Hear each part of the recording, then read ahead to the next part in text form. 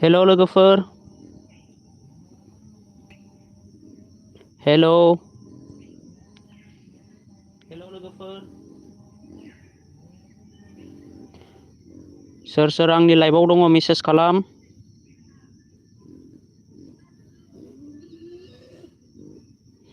लाइभआव सोर सोर फैदों मेसेज खालामहर।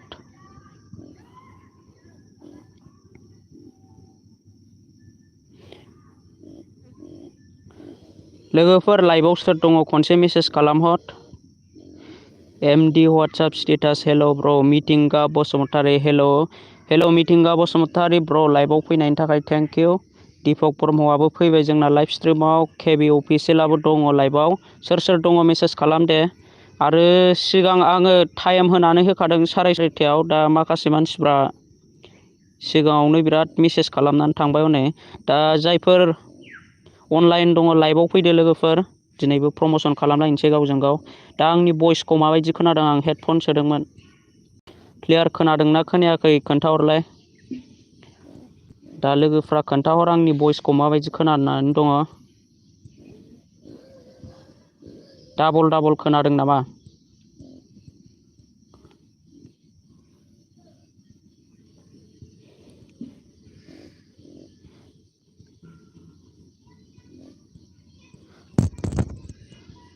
अके मोजां खोनादों मिथिंगा बसुमतारी। दा जों दिनैबो प्रमसन खालामसै लोगोफोर, गावजों गाव सापर्ट होलायसै। दिनै सासेयानोमोन सानैयानोमोन। दा सोर सोरना साबसक्राइबारा मैया साबसक्राइब खालामलायनाया सोर सोरना बेसेबां खमायदों आंनो कमेन्टआव खोन्थाहर दे। दा टटेल सोर सोरना बेसेबां साबसक्राइब जानानै दङ दा? आंनाबो साबसक्राइबारा सानैसो माइनास। जायफोर आनसाबसक्राइब खालामदों साबसक्राइब खालामनानै लाफिनबानो जाबाय। लोगोसे लाइभखौ लाइक खालामनानै हो आरो चेनेलाव गोदानै फैदोंबा चेनेलखौ साबसक्राइब खालामनानै ला, नटिफिकेसनखौबो अन होनानै ला।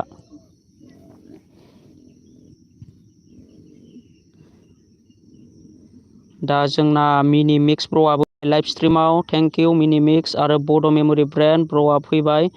आरो आकाश डि आंना 421ल'सो। आदसा आकाश डि ब्र'ना बेसेबांमोन? टटेल दा सोर सोरना बेसेबां साबसक्राइब जानानै दङ ब्र'मोन? आंहा मैया लाइभआवनो फैनो मोनाखै ब्र'। आरबि बड' स्टेटास ब्र'आ मैया लाइभआव फैयाखै। दिनै फैनायनि थाखाय थेंक इउ ब्र'। आं नोंखौ मैयाबो फैदों सानदों, दा आङो बावबाय सोर सोर फैयामोन। दा मिनि मिक्स ब्र'ना साबा खमायदोंनो। दा सोर सोर आनसाबसक्राइब खालामो आंबो बुजिनो मोना लोगोफोर।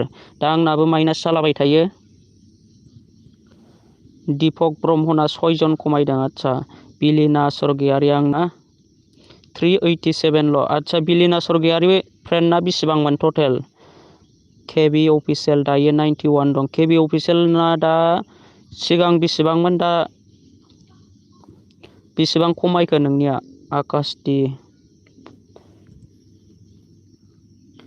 425 मान खमायबाय। आदसा दा सासेयानोमोन सानैयानोमोन दिनैबो लाइभआव प्रमसन खालामनोसै लोगोफोर ना मा होनो? दा चेनेलाव गोदानै फैदोंबा साबसक्राइब बानाय आरो आंनि चेनेल लाइभ स्ट्रिमाव गोदानै फैदों कमेन्ट खालामना आं खोन्थाहर।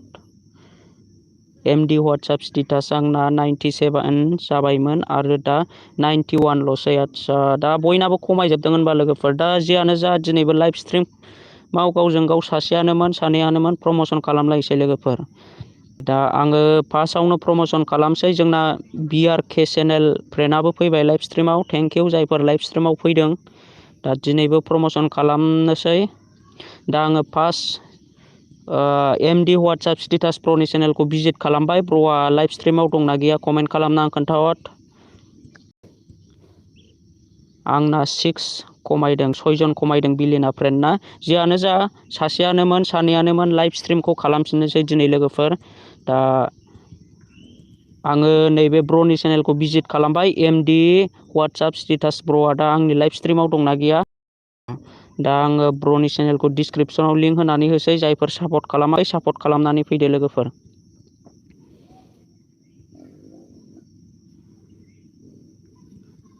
दा आं ब्र'नि चेनेलखौ डिसक्रिपसनाव लिंक होनानै होबाय। जायफोर दासिमबो सापर्ट खालामाखै सापर्ट खालामनानै फैदो। लोगोसे आंनो कमेन्ट खालामनानै खोन्थाहर जाय जाय सापर्ट खालामनानै फैदों। दा बेना टटेल 91ल' दंसै। ब्र'नाबो आनसाबसक्राइब जादों होनना आं खोन्थाहरबाय। दा जायफोरा आनसाबस्क्राइब खालामनानै लादोंमोन साबस्क्राइब खालामनानै लाफिनबानो जाबाय। एनबि गोसोबायदि अफिसियेल हाय ब्र गुड इभिनिं ब्र लाइभ स्ट्रिमाव फैनायनि थाखाय थेंक इउ। दिनैबो प्रमसन खालामलायनोसै गावजों गाव। दा जायफोर सापर्ट खालामाखै दि वाट्सएप स्टेटास ब्रखौ सापर्ट खालामनानै फैदो, आं डिसक्रिपसनाव लिंक होनानै दोनदों। आरो सापर्ट खालामखानाय अलरेडि खोन्थाहरबानो जाबाय। आं फ्रेन्ड खालामसो आदसा बिलिना सरगियारि ब्रना अलरेडि फ्रेन्डखासो।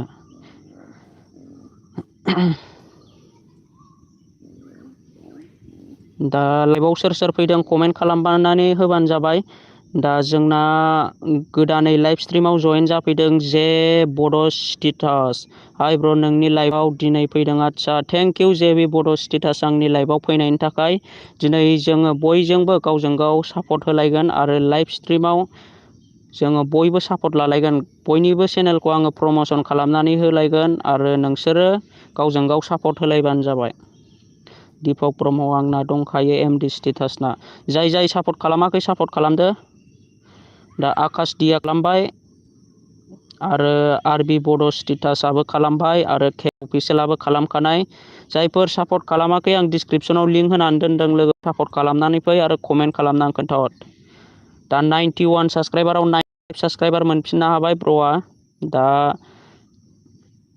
जायफोर सापर्ट खालामनांगौ दङ सापर्ट खालामदो आरो आंनो कमेन्टआव खोन्थाहरदो।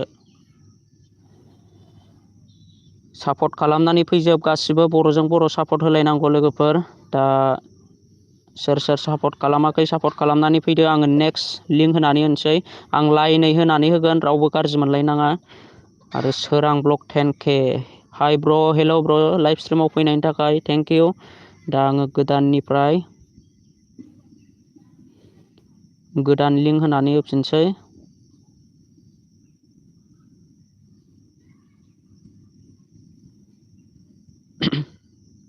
दा मिथिंगा बसुमतारी ब्र आंनि लाइभ स्ट्रिमाव दंना गैया कमेन्ट खालामनानै खोन्थाहर। मिथिंगा बसुमतारी ब्र आंनि लाइभ स्ट्रिमाव दंना गैया कमेन्ट खालामनानै खोन्थाहर। खालामखानाय जोंना सोरां ब्लगा ब्र आंखौबो सापर्ट खालामदो। जे बि बड' स्टेटास सापर्ट खालामगोन बयखौबो। दा लाइभ स्ट्रिमाव थाथ'बानो जाबाय। दा मिथिंगा बसुमतारी ब्रनि चेनेलखौ आङो भिजिट खालामबाय। टटेल 39 साबस्क्राइबार आरो 99 भिडिअ। दा ब्रनि चेनेलखौबो सापर्ट खालामदो। आं ब्रनि चेनेलखौ साबस्क्राइब खालामनानै लाबाय। ब्रआबो आंनि चेनेलखौ दासिमबो साबस्क्राइब खालामनानै लायाखैबा साबस्क्राइब खालामनानै लादो। लोगोसे आङो नोंनि चेनेलखौ डिसक्रिपसनाव लिंक होनानै होनोसै।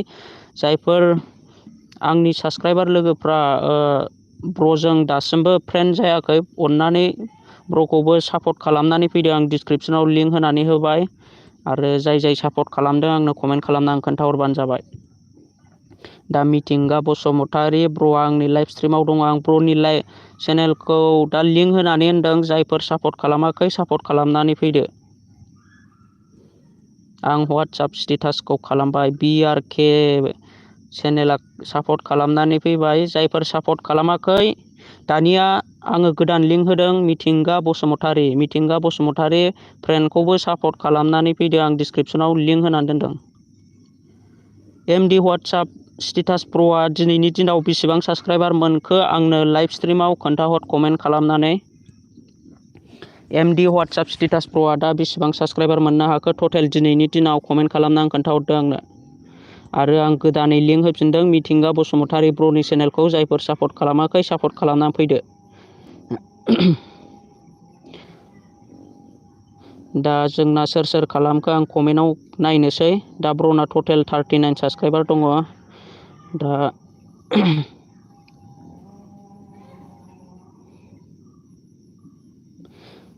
दा जोंना MD वाट्सएपआ खालामबाय आरो मिनिमेक्स ब्रआबो खालामबाय। 2 बिलिना सरगियारि खालामबाय। 3 बड' मेम'रि ब्रेन्ड सापर्ट खालामबाय। 4 सोरां ब्लक 10K सापर्ट खालामबाय। 5 आरो MD वाट्सएप स्टेटास दिनैनि गेजेराव 4 सापर्ट मोनबाय ब्रआ। दा रावबो आनसाबस्क्राइब दा खालाम। सानैयानोमोन। BRK आबो खालामना फैबाय मिथिंगाखौ आरो KB अफिसियेलाबो सापर्ट खालामना फैबाय। जायफोर सापर्ट खालामाखै सापर्ट खालामदो। आंनो कमेन्टआव खोन्थाहरदो। दानिया आंनि चेनेलखौ नायनोसै टटेल बेसेबां जाखो 48 साबस्क्राइबार मोननो हाबाय 39निफ्राय 48 साबस्क्राइबार मोननो हाबाय ब्र'आ। दा ब्र'आ आंनो वाइटि स्टुडिअ'आव थांनानै दिनैनि दिनाव बेसेबां साबस्क्राइब मोनखो आंनो कमेन्ट खालामना खोन्थाहर। दा आङो नेक्स्ट कड होनोसैलाय लोगोफोर रावबो थांनो नाङा लाइभनिफ्राय समानै जोङो साबस्क्राइबारखौ राननानै लागोन। दा बयबो जोङो समानै राननानै लालायगोन जोङो रावबो थांलायनो नाङा लाइभ स्ट्रिमनिफ्राय जायफोर थाङो आं होनाय जानाय नङा। आङो कमेन्ट खालामनो थिननायाव जुदि कमेन्ट खालामनो हायाबा आङो बिनिखौ दोनथ'नाय जागोन। आरो लोगोसे जायफोर लाइभआव गोदानै फैदों कमेन्ट खालामदो आरो आंनि लाइभखौ लाइक होनो दाबाव बयबो जाय दङ लाइक होनानै होजोब। दा आङो गोदान लिंक होनोसैलाय। दा जोंना बेबायदिनो सोलिबाय थागोन प्रमसना बेबायदिनो जोङो गावजों गाव सापर्ट लालायगोन बयबो। दानिया दिपक ब्रह्म ब्र दा दिपक ब्रह्म ब्र आंनि लाइभ स्ट्रिमाव दंना गैया अननानै कमेन्ट खालामना खोन्थाहर।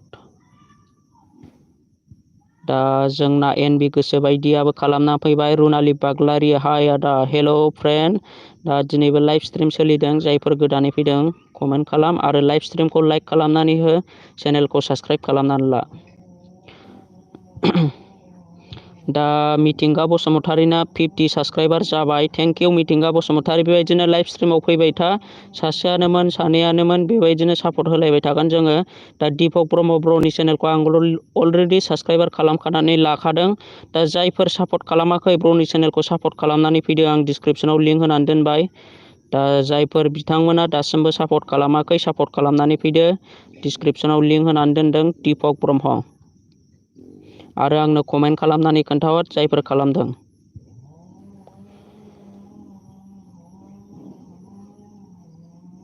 दा जायफोर सापर्ट खालामदों कमेन्ट खालामनानै खोन्थाहरदो आं डिसक्रिपसनाव लिंक होनानै दोनबाय।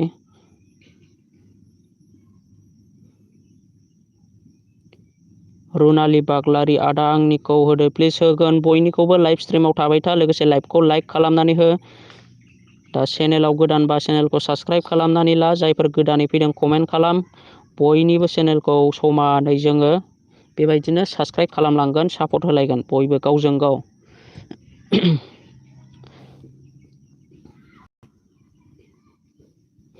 दा जोंना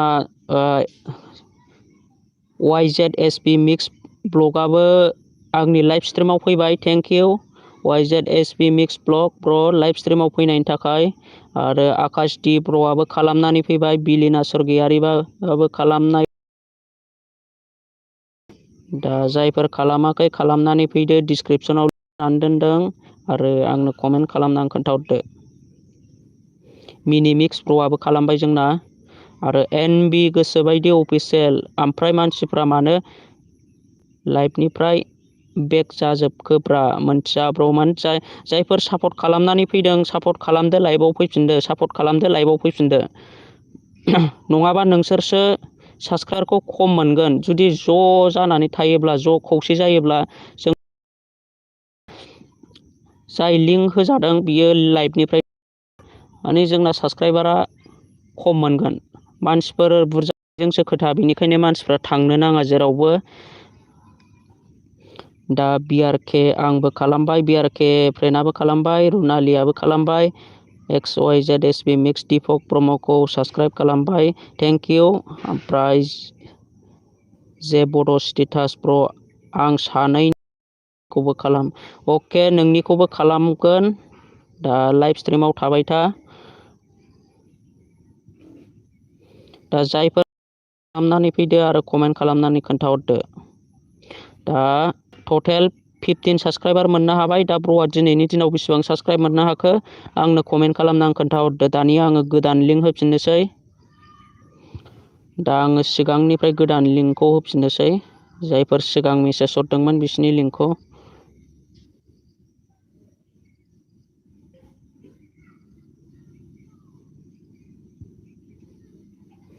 दा जायफोर लाइभआव गोदानै फैदों मेसेज खालाम।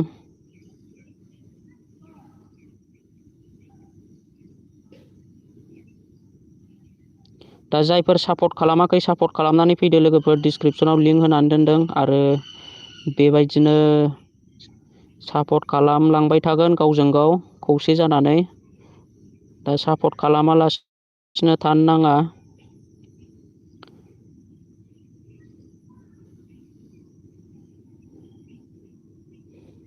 दा जोंना आकाशदि 10 साबस्क्राइबार नांगौमोन आंनो ब्र'। अके आकाशदि ब्र' मोनगोन लासैनो। दा खौबो होगोन, गासिनिखौबो सापर्ट खालामजोबगोन। दा लाइभ स्ट्रिमखौ थाबाय था, लाइभ स्ट्रिमाव गासिबो ज' जानानै।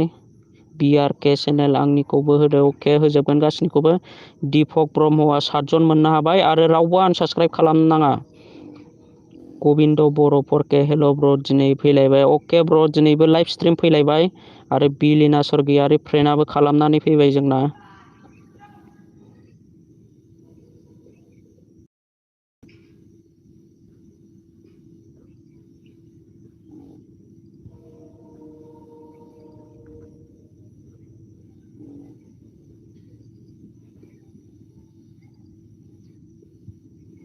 दा आङो गोदान लिंक होफिननोसै।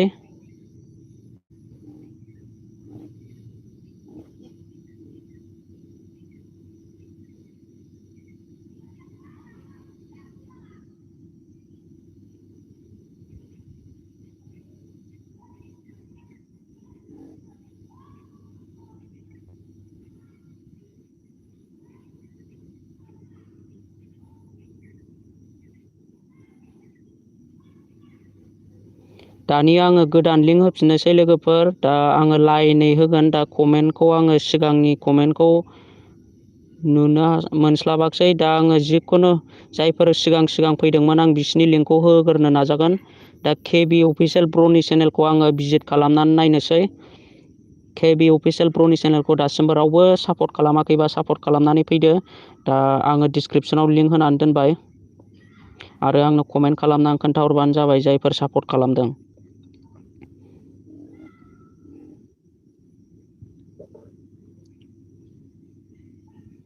दा आं डिसक्रिपसनाव लिंक होनानै दोनदों KB अफिसियेल ब्र' इउटुब चेनेलखौ जायफोर सापर्ट खालामाखै सापर्ट खालामनानै फैबानो जाबाय। दा टटेल 92 साबस्क्राइबार जानानै दङ ब्र'ना। जायफोर सापर्ट खालामदों कमेन्ट खालामनानै खोन्थाहर।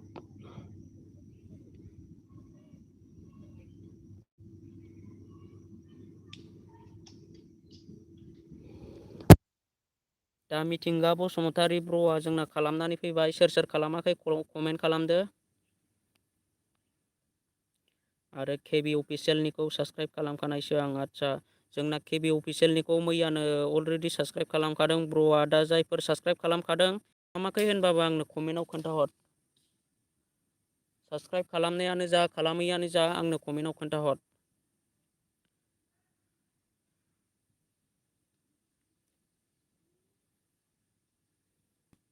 दा KB अफिसियेल ब्र'नि चेनेला 92 साबस्क्राइबार। दा आं आपडेट खालामनानै नायनोसै। दा 100 साबस्क्राइबार मोननो हाबाय फ्रेन्डआ। KB अफिसियेल ब्र'आ 100 साबस्क्राइबार मोननो हाबाय आरो सोरबाफोर सापर्ट खालामनांगौ दंबावोबा सापर्ट खालामनानै फैबावदो। दा आं डिसक्रिपसनाव लिंक होनानै दोनखादों। दा लिंकआव क्लिक खालामनानै सापर्ट खालामनानै फैदो बयबो आरो रावबो थांनो नाङा। लोगोसे बयबो सापर्ट खालामलाय गावजों गाव बर'जों बर'। दा लिंक आंनि लाइभनिफ्राय थाङोब्ला जोंना मानि माखासे मोननांगौ साबस्क्राइबारा खमायगोन, गावजों गाव सापर्ट खालामनाया खमायगोन। बेनिखायनो थांनो नाङा लाइभनिफ्राय रावबो। दानिया आङो गोदान लिंक होफिननोसै। दा आङो बिलिना सर्गियारि फ्रेन्डनि चेनेलखौ भिजिट खालामनोसै। बिलिना सर्गियारि फ्रेन्डआ आंजों अलरेडि फ्रेन्ड दंखायो। दा जायफोर फ्रेन्ड गैया फ्रेन्ड खालामनानै लादो। आं डिसक्रिपसनाव लिंक होनानै दोनसै। दा आं डिसक्रिपसनाव लिंक होबाय। लोगोसे आनन्त सायारि ब्र'आ आंनि लाइभ स्ट्रिमाव फैनायनि थाखाय थेंक इउ ब्र'। दा BRK चेनेल KB चेनेलखौ खालामबाय आं अके। BRK चेनेल दा आङो गोदान लिंक होदों। बे गोदान लिंकखौ जाय सापर्ट खालामाखै सापर्ट खालाम। बिलिना सर्गियारि इउटुब चेनेलखौ जायफोर सापर्ट खालामाखै सापर्ट खालामनानै फैदो। आं डिसक्रिपसनाव लिंक होनानै दोनदों आरो जायफोर सापर्ट खालामदों कमेन्टआव खोन्थाहर। रुनालि खालामनानै फैबाय। दा बयनिबो चेनेलखौ लिंक होगोन। रावबो लाइभ स्ट्रिमनिफ्राय थांनो नाङा। लोगोसे गावजों गाव सापर्ट होलायगोन आरो जोङो जयै रानलायनानै लागोन साबस्क्राइबारखौ गावजों गाव। इउटुब क्रियेटर फिसाजों फिसा।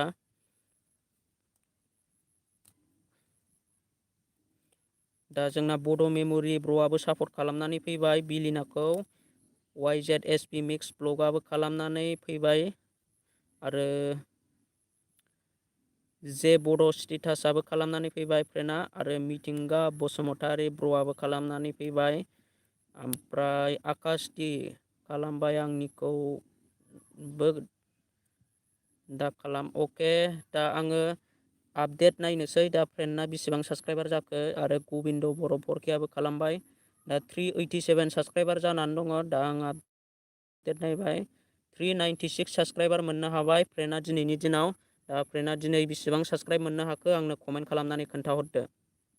लोगोसे आंनि लाइभआव जाय जाय फैदों सोरबाफोर लाइक खालामनो बावदोंबा लाइक खालामनानै हो। चेनेलाव गोदानै फैदोंब्ला साबस्क्राइब खालामनानै ला। बेबायदिनो सानफ्रामबो प्रमसन खालामनाया सोलिबाय थागोन। आङो नोंथांनि थाखाय बेबायदिनो प्रमसन भिडिअ बेबायदिनो प्रमसन लाइभ फैनानै प्रमसन खालामफैबाय थागोन। गावजों गाव सापर्ट होलायबाय था। दा बिलिना सरगियारि फ्रेन्डआ दिनैनि दिनाव बेसेबां साबस्क्राइब मोनखो आंनो कमेन्ट खालामनानै खोन्थाहरदो। दानिया आङो नेक्स्ट लिंक होनानै होनोसै। जायफोर सापर्ट खालामाखै सापर्ट खालामनानै फैदो।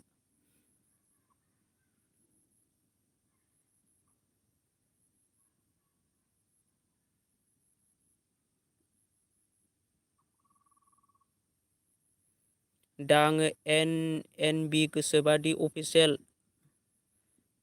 फ्रेन्डनि चेनेलखौ भिजिट खालामबाय। एन बि गोसोबायदि अफिसियेल ब्र'आव दंना गैया कमेन्ट खालामनानै खोन्थाहर। दा आंनि लिंकखौबो प्रमसन खालामना हरदो। अके, आं दा नोंनि चेनेलखौ भिजिट खालामदों। दा आंना अलरेडि साबस्क्राइबार खालामखानाय। दा जायफोर सापर्ट खालामाखै सापर्ट खालामनानै फैबानो जाबाय। आं दा डिसक्रिपसनाव लिंक होनानै दोनबाय। जायफोर दासिमबो सापर्ट खालामाखै सापर्ट खालामनानै फैदो फ्रेन्डनि चेनेलखौ। दा आं डिसक्रिपसनाव लिंक होनानै दोनबाय। टटेल 200 साबस्क्राइबार जानानै दङ 59 भिडिअ। दा आंनि चेनेलखौबो जायफोर साबस्क्राइब खालामाखै साबस्क्राइब खालामनानै ला लोगोफोर। मानो होनोब्ला आंना साबस्क्राइबाराबो माइनास जागासिनो आंनाबो। दा जायफोर आनसाबस्क्राइब बानायदों साबस्क्राइब खालामनानै ला।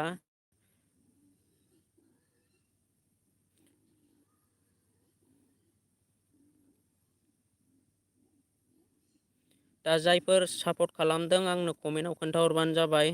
एन बि खौ साबस्क्राइब खालामबाय। एस बि मिक्स ब्लगआ खालामनानै फैबाय। मिथिंगा बसुमतारिया केल' लिरहरदों खालामबाय। अके, एम डि वाट्सएप स्टेटास आंना खालामखानायसो। अके, जाय जाय खालामखायो होनबाबो आंनो कमेन्ट खालामनानै खोन्थाहर। खालामनाय खालामै गासिबो कमेन्ट खालामनानै खोन्थाहरजोब। जाहाथे आङो बयखौबो सोर सोर खालामदों सोर सोर खालामाखै बयखौबो मोनथिनायनि।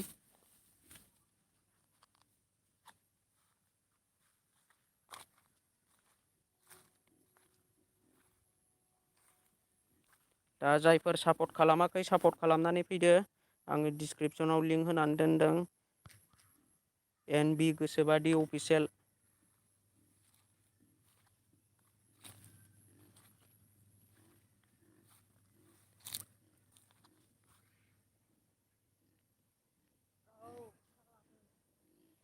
सापर्ट खालामनानै फै बयबो। दा आङो आपडेट खालामनानै नायनोसै बेसेबां। दा 7 जन साबस्क्राइबार मोननो हाबाय फ्रेन्डआ। जायफोर सापर्ट खालामनांगौ दंबावो सापर्ट खालामनानै फै। आं डिसक्रिपसनाव लिंक होनानै दोनदों एन बि गोसोबायदि। दानिया आङो गोदान लिंक होनानै होनोसै। जोंना गोदान चेनेलाव सोर सोर जयेन जाखो कमेन्ट खालामनानै हरबानो जाबाय। दा जोंना कृष्णा बसुमतारियाबो लाइभ स्ट्रिमाव फैबाय। आरो लोगोसे बय PB777 दा आंनिया खमायजोबदों। आदसा, जियानो जा खमायदों बयनाबो खमायबाबो जोङो साबस्क्राइब खालामनायखौ नागारा। गावजों गाव सापर्ट होलायनायखौ जोङो बेबायदिनो सापर्ट होलांबाय थागोन। सासेयानोमोन सानैयानोमोन बिकास गेमिं। हेल' ब्र', आंहा दासो अके बिकास गेमिं। थेंक इउ लाइभ स्ट्रिमाव फैनायनि थाखाय। एस बि मिक्स ब्लग आंनिखौबो होदो ब्र'। अके, जे बड' स्टेटास आदा आंनिखौबो प्रमसन खालामनानै हो। अके, खालामना होजोबगोन गासैनिखौबो। दा लाइभ स्ट्रिमाव सोर सोर फार्स्ट फैग्रोदोंमोन आं बिसिनिखौ होनाय जागोन। दा रागा जोंलाय नाङा बयनिखौबो होजोबगोन आङो। दा जायफोर फार्स्ट फैदों बिसोरनिखौ होनाय जाग्रोगोन। दा आङो ब्र'नि चेनेलखौ डिसक्रिपसनाव लिंक होनानै दोनसै। एस बि मिक्स ब्लग ब्र'नि चेनेलखौ। आंना अलरेडि फ्रेन्डखा। दा जायफोर फ्रेन्ड गैया ब्र'जों फ्रेन्ड जानानै थादो। दा आं डिसक्रिपसनाव लिंक होनानै होनोसै।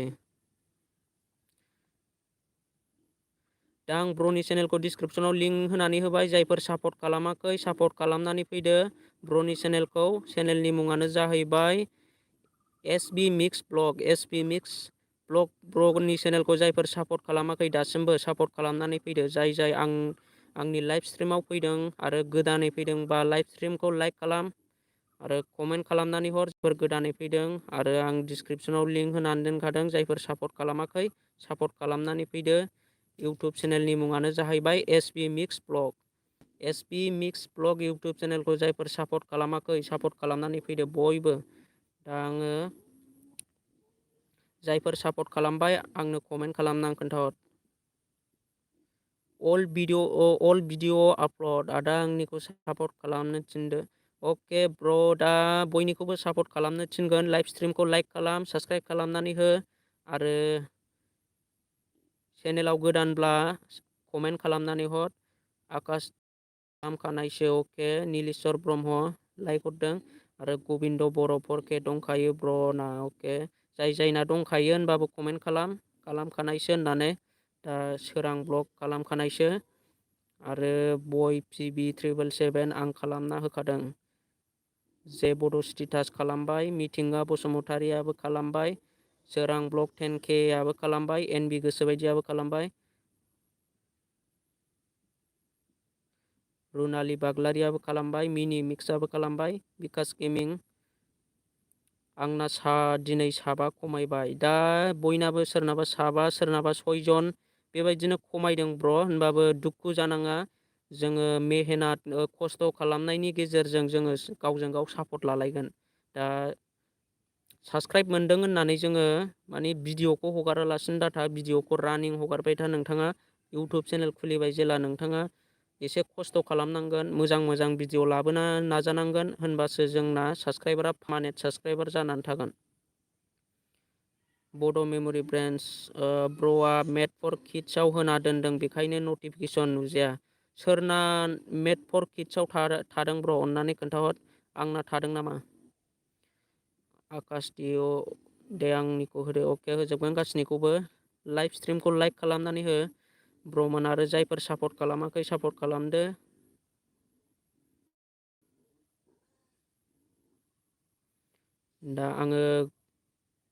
दा ब्र'आ दिनैनि दिनाव बेसेबां सापर्ट मोननो हाखो आंनो कमेन्ट खालामनानै खोन्थाहरदो। SB मिक्स ब्लगआ दिनैनि दिनाव बेसेबां सापर्ट मोनखो आंनो कमेन्ट खालामनानै खोन्थाहर ब्र'। दा आरो रावबो आनसाबस्क्राइब खालामनानै दाला। दानिया आङो गोदानै चेनेल भिजिट खालामनोसै। चेनेलनि मुङानो जाहैबाय जे बड' स्टेटास। फ्रेन्डआ आंनि लाइभ स्ट्रिमाव दंना गैया कमेन्ट खालामनानै खोन्थाहर। जे बड' स्टेटास।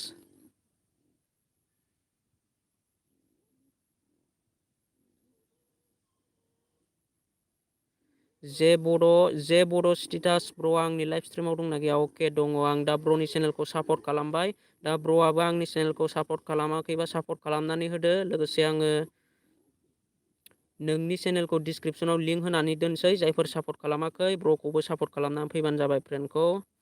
दा आङो फ्रेन्डनि चेनेलखौ डिसक्रिपसनाव लिंक होनानै दोनबाय। दा YZSP मिक्स ब्लगआ साबा साबस्क्राइबार मोनबाय। अके थेंकिउ ब्र'। आरो नेक्स्ट लाइभआव जोङो बेबायदिनो सामफ्रामबो प्रमसन खालामलायगोन। सासेयानोमोन सानैयानोमोन। दा भिडिअखौबो आपल'ड होबाय था। दा आं डिसक्रिपसनाव गोदानै लिंक होनानै दोनदों। जायफोर सापर्ट खालामाखै सापर्ट खालामनानै फैदो। टटेल 269 साबस्क्राइबार जानानै दङ। लोगोसे 48 भिडिअ। दा जायफोर सापर्ट खालामाखै सापर्ट खालामनानै फैदो ब्र'नि चेनेलखौ। आङो डिसक्रिपसनाव लिंक होनानै दोनदों। लोगोसे आंनि चेनेलखौबो सापर्ट खालामाखैबा सापर्ट खालाम आरो लाइभआव गोदानै फैदोंबा कमेन्ट खालाम।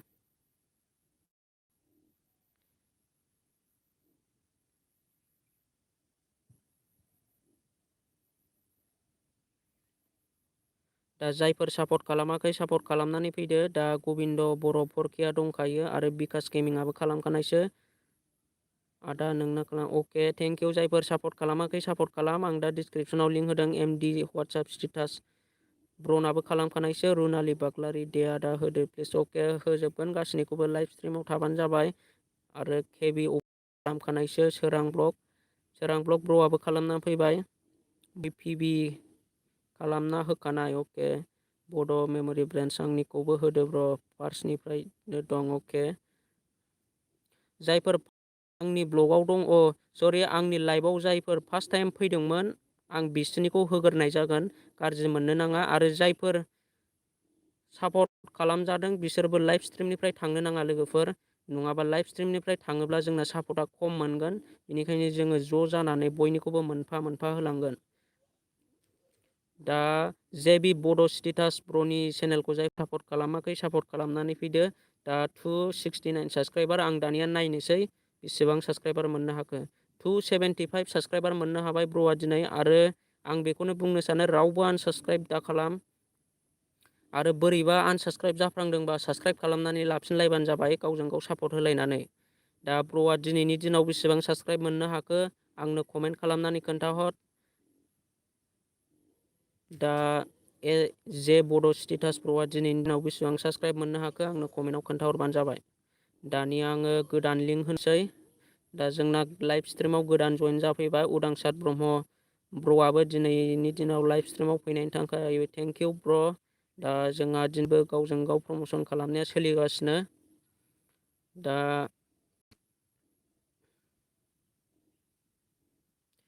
दा आङो बड' मेम'रि ब्रेन्डस इउटुब चेनेलखौ होनानै होसै डिसक्रिपसनाव। दा आङो बड' मेम'रि ब्रेन्डखौ जायफोर सापर्ट खालामाखै सापर्ट खालामनानै फैदो, डिसक्रिपसनाव लिंक होनानै दोनसै।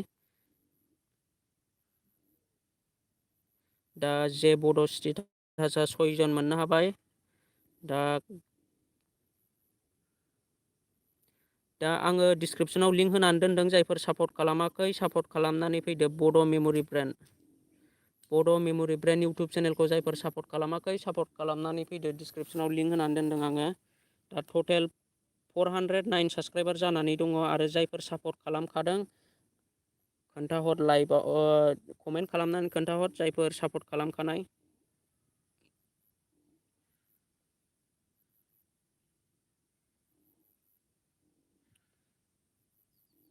दा एमडि वाट्सआपना खालामखानाय आरो उदांसारनाबो खालामखानाय। मिनि मिक्स गोबाव जाबाय ब्र' आंनिखौ होदो दे। अके होजोबगोन गासैनिखौबो। दिप बर' हाय आदा हेल' ब्र'। दा लाइभ स्ट्रिम फैदों गासिबो, बयबो सापर्ट होलाय गावजों गाव।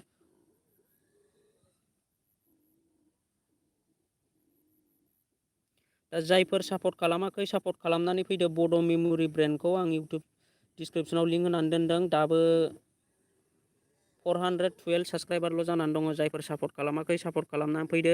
लोगोसे लाइभ स्ट्रिमखौ लाइक खालामनानै हो ब्र'मोन। आरो जायफोर सापर्ट खालामाखै आंनि चेनेलखौ सापर्ट खालाम, आरो गोदानै फैदोंबा कमेन्ट खालामनानै हर। दा आङो गोदान लिंक होफिननोसै। दा जे बड' स्टेटास खालामबाय, जायफोर सापर्ट खालामाखै सापर्ट खालामनानै फैदो। आं डिसक्रिपसनाव लिंक होनानै दोनखादों।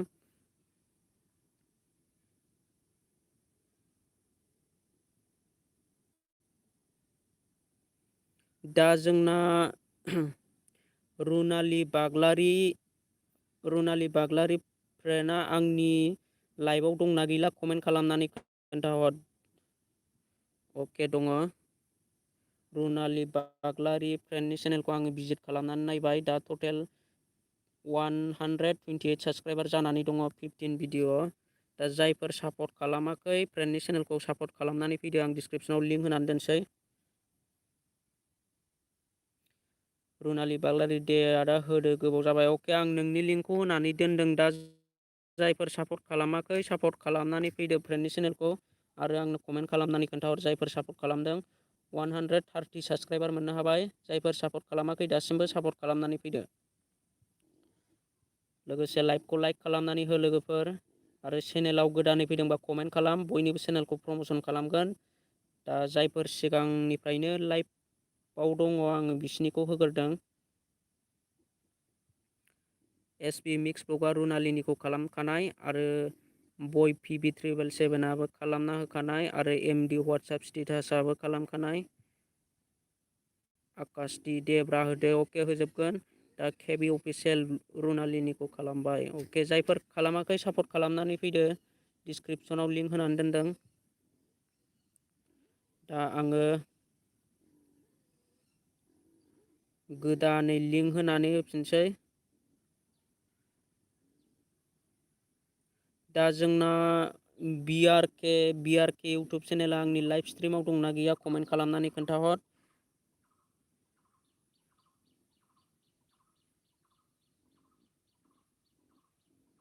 दा बिआरके इउटुब चेनेला आंनि लाइभ स्ट्रिमाव दंना गैया कमेन्ट खालामनानै खोन्थाहर फ्रेन्डआ।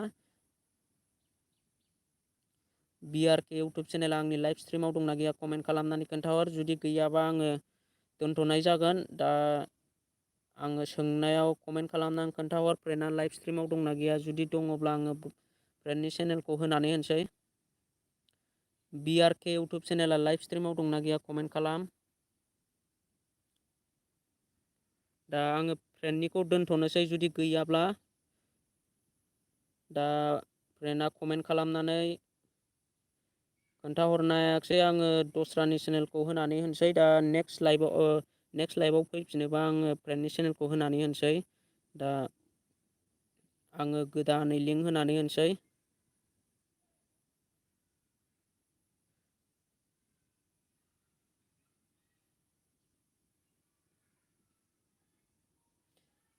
दानिया आङो आरबि बड' स्टेटास ब्र'नि चेनेलखौ आङो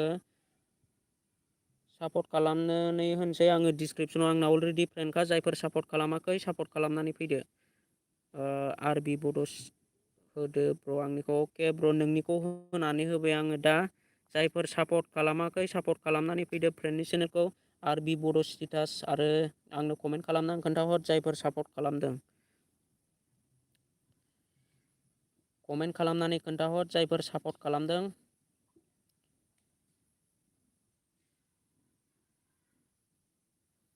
दा अल भिडिअ आपल'ड ब्र' गोबाव जाथारबाय आंनिखौबो होदो एमबि जोबनोसै ब्रो। अके एबार नोंनिखौ नेक्स्टआव होनोसै बेखौ होखांनायनि उनाव। दा लाइभआव थाथ' आरो लाइभनिफ्राय थांनो नाङा।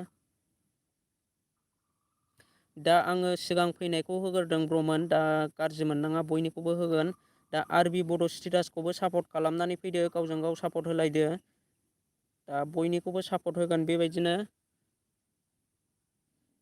दा आरबि बड' स्टेटास ब्र'खौ जायफोर सापर्ट खालामाखै सापर्ट खालामनानै फैदो। 39 साबसक्राइबारल' जानानै दङ टटेल।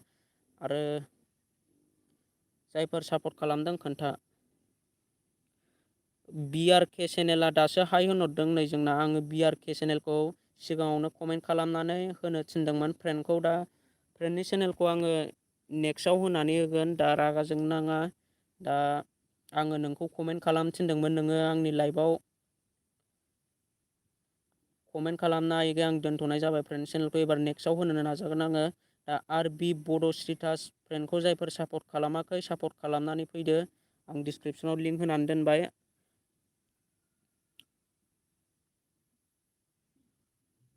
आंनि उन फैनायखौसो होजोब्बाय आंनिखौ दाबो होआ। मिनि मिक्स ब्र' बिदि नङा जायफोर सिगां फैदों आं बिनिखौसो होग्रोदों। दा सोरां ब्लक 10K ब्र' आंनिखौबो होदो। अके होजोबगोन गासैनिखौबो लाइभ स्ट्रिमनिफ्राय थांनो नाङा। बयनिखौबो होजोबगोन। दा जायफोर सापर्ट खालामाखै सापर्ट खालामदो आरबि बड' स्टेटास फ्रेन्डनि चेनेलखौ।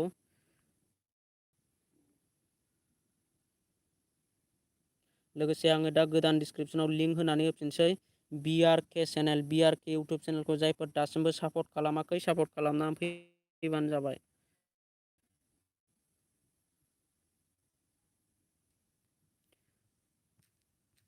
बिआरके चेनेलखौ जायफोर सापर्ट खालामाखै दासिमबो सापर्ट खालामनानै फैबानो जाबाय। दा टटेल 47 साबसक्राइबार मोननानै दङ। दा जायफोर सापर्ट खालामदों आंनो कमेन्टआव खोन्थाहर।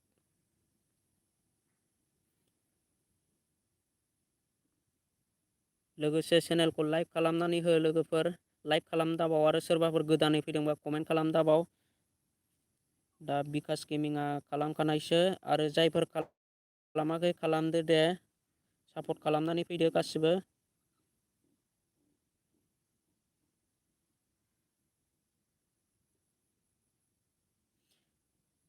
जायफोर सापर्ट खालामाखै खालामनानै फैदो। आं दा 55 साबसक्राइब मोननो हाबाय। आरो जोंना सोरबाफोर खालामनांगौ दंबावोबा खालामनानै फैदो।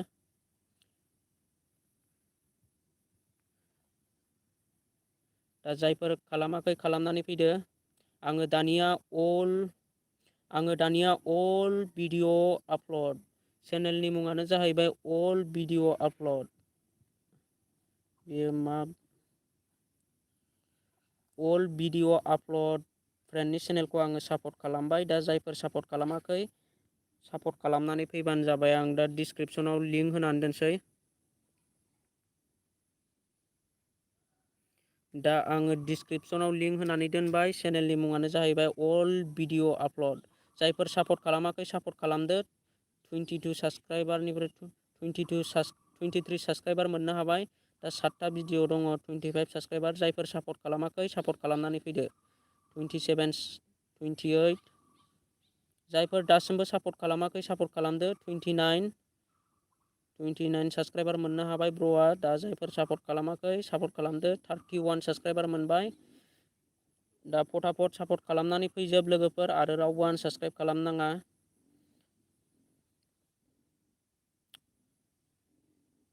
एमडि वाट्सएप स्टेटास ब्र'आ खालामबाय आरो जायफोर खालामाखै खालामदो।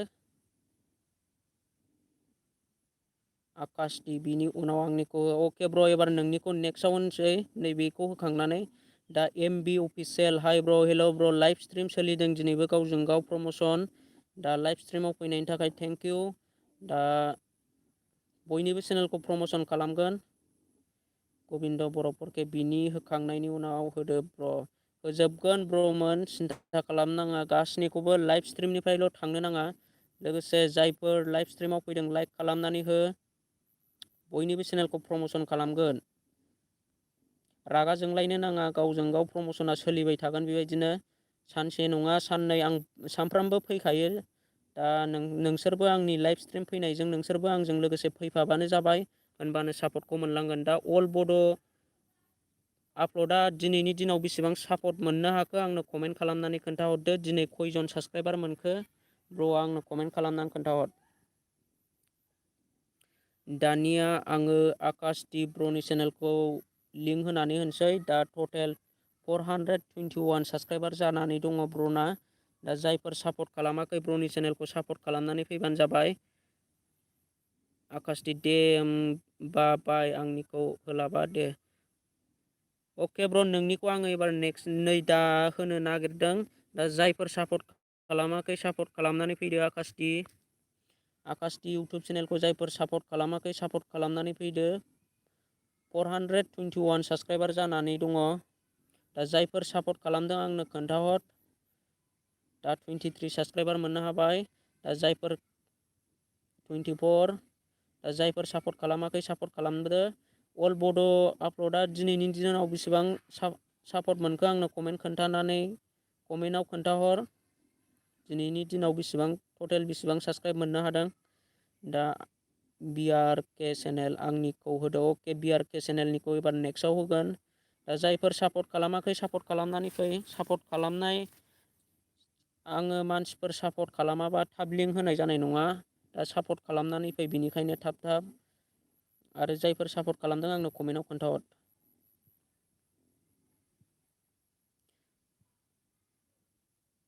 दा 26 साबस्क्राइबारल' जानानै दङ। आकाश टि बर'खौ एमडि वाट्सएप स्टेटासा खालामनानै फैबाय। जायफोर खालामाखै खालामनानै फैदो। 20 साबस्क्राइबार जानानै दङ। लाइभ स्ट्रिमनिफ्राय थांनो नाङा। लोगोसे लाइभखौ लाइक खालामनो दाबाव।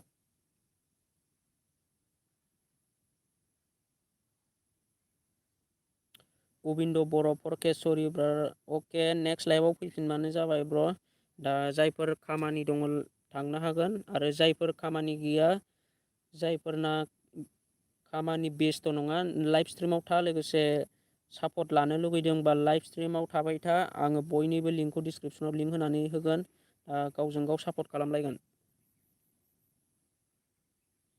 अके दिपक बर'आबो खालामबाय। जेबि बड' स्टेटासआबो खालामबाय।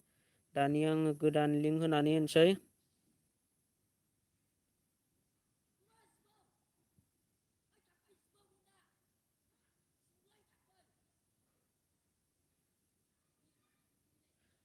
दा खनसे बयबो हेल' टाइप खालाम दे। खनसे बयबो हेल' टाइप खालाम। दा बयबो खनसे हेल' टाइप खालामनानै हर। हेल' हाय टाइप खालाम बयबो।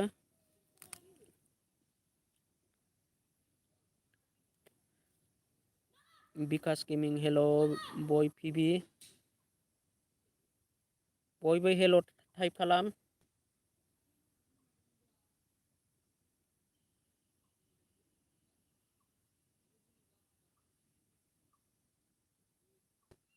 अके लाइभ स्ट्रिमाव सोर सोर दङ बयबो हेल' टाइप खालाम।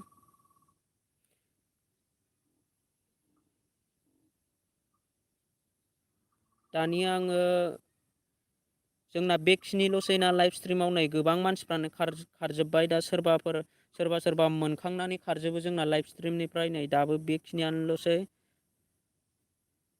दा आकासटिया 8 जन साबसक्राइबार मोननो हाबाय। नेक्स्ट लाइभआवबो बिदिनो सासेबाबो सानैबाबो बेबायदिनो खालामलांबाय थागोन। दा लाइभ स्ट्रिमनिफ्राय नै जोंना जायफोर साबसक्राइबार मोनखांबाय बिसोरो खारजोब्बाय। ओंखायनो आङो बयखौबो बुङो जोङो लाइभ स्ट्रिमनिफ्राय थांनो नाङा जों बयबो रानलायनानै लानांगौ। दा माखासे मानसिफ्रानो थांजोब्बाय नै। दा बेबायदि जानो नाङा जोङो लाइभ स्ट्रिमनिफ्राय थांनो नाङा रावखौबो। माने समानै जोङो राननानै लालायनांगौ माने सोरबा मोनखांबा खारो बिनिखायनो जोंना आनसाबसक्राइबबो जाफिनो सोरबा रागा जोंनानै आनसाबसक्राइब खालामो। दा बेबायदि जानो नाङा लाइभ स्ट्रिमाव था बयबो। दा आङो गोदान लिंक होनोसै। बय PB777 दा आंना अलरेडि साबसक्राइबारखा जायफोर सापर्ट खालामाखै सापर्ट खालामनानै फैदो। दा जोंना अल बड' आपल'डआ 12 जन सापर्ट मोनबाय। नेक्स्ट लाइभआव फैबाय था आरो बेबायदिनो सासेयानो जा सानैयानो जा बेबायदिनो सापर्टखौ मोनलांबाय थागोन। जों बयबो सापर्ट होलायबानो सापर्ट मोनो। दा आङो गोदान लिंक होदों जायफोर सापर्ट खालामाखै सापर्ट खालामदो। दा आङो बय PB777नि इउटुब चेनेलखौ डिसक्रिपसनाव लिंक होनानै दोनदों। बिदिनो ब्र मोनखांबाथाय खारो औ ब्र मा बुंनो दा जोंना बिदियावनो माखासे मानसिफ्रा रागा जोंनानै आनसाबसक्राइब खालामनानै होयो। दा आङो इउटुब चेनेल डिसक्रिपसनाव लिंक होनानै दोनदों जायफोर सापर्ट खालामाखै सापर्ट खालामदो। 98 साबसक्राइबार जानानै दङ दा 106 साबसक्राइबार मोननो हाबाय ब्र'आ जायफोर सापर्ट खालामाखै सापर्ट खालामनानै फैदो। बय PB777 इउटुब चेनेलखौ जायफोर सापर्ट खालामाखै सापर्ट खालामदो आरो आंनो डिसक्रिपसनाव खोन्थाहर जायफोर सापर्ट खालामनानै फैदों लोगोसे लाइभखौ लाइक खालामनो दाबाव। लाइक खालामनानै हो आरो जायफोर आंनि चेनेलखौ दासिमबो साबसक्राइब खालामाखै साबसक्राइब खालामनानै ला नटिफिकेसनखौ अन होनानै ला बेबायदिनो लाइभ फैबाय थानो नाजागोन। दा बय PB777 दिनैनि दिनाव बेसेबां सापर्ट मोननो हाखो आंनो कमेन्ट खालामनानै खोन्थाहर।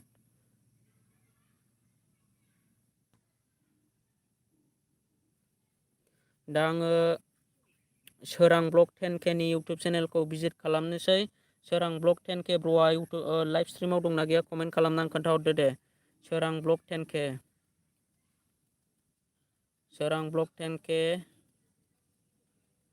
सोरां ब्लक 10K लाइभ स्ट्रिमाव दंना गैया कमेन्ट खालामनानै खोन्थाहर। सोरां ब्लक 10K ब्र' लाइभ स्ट्रिमाव दंना गैया कमेन्ट खालाम। अके दङ दा आङो ब्र'नि चेनेलखौ डिसक्रिपसनाव लिंक होनानै दोनसै।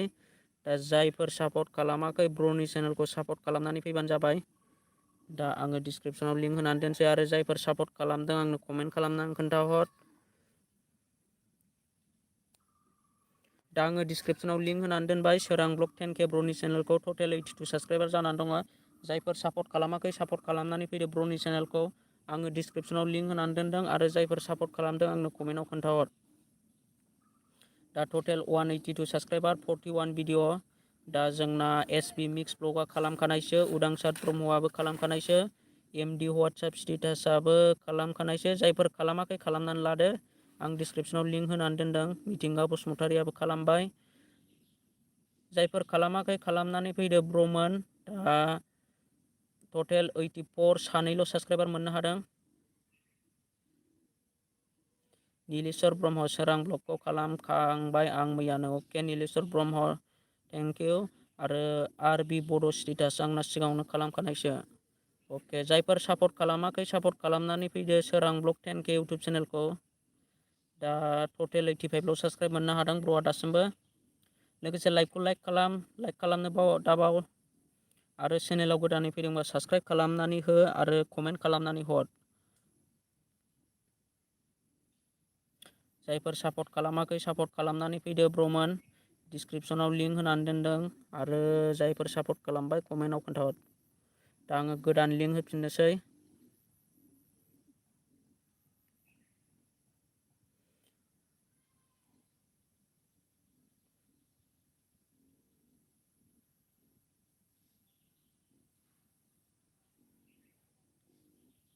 दा आङो बिकास गेमिं ब्र'नि चेनेलखौ भिजिट खालामबाय। बिकास गेमिं ब्र'आ आंनि इउटुब चेनेलाव दंना गैया कमेन्ट खालामनानै खोन्थाहर। बिकास गेमिं ब्र'आ आंनि इउटुब चेनेलाव लाइभ स्ट्रिमाव दंना गैया कमेन्ट खालामनानै खोन्थाहर। अके, बिकास गेमिं ब्र'नि इउटुब चेनेलखौ आङो दा डिसक्रिपसनाव लिंक होनानै दोनबाय। जायफोर सापर्ट खालामाखै सापर्ट खालामनानै फैदो। दा टटेल 227 साबस्क्राइबार जानानै दङ। दा ब्र'नाबो माइनास जालाबाय थायो। जायफोरा साबस्क्राइब खालामनानै ला। दा बिकास गेमिं इउटुब चेनेलखौ आङो डिसक्रिपसनाव लिंक होदों। जायफोर सापर्ट खालामाखै सापर्ट खालामनानै फैदो।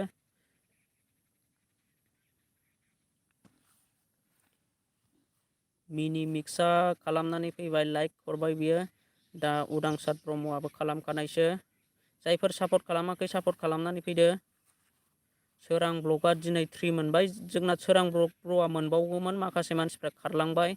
जायफोर सिगां सापर्ट खालामजादों बिसोरो आंनि लाइभ स्ट्रिमनिफ्राय थांबाय। बेनिखायनो सोरां ब्लगआ दा खम साबस्क्राइबार मोननो हाबाय। जेबो नङा ब्र', सासेयानोमोन सानैयानोमोन सानसेनि गेजेराव बेनो थैयो। दा रावबो आनसाबस्क्राइबल' खालामलायनो नाङा आरोखि।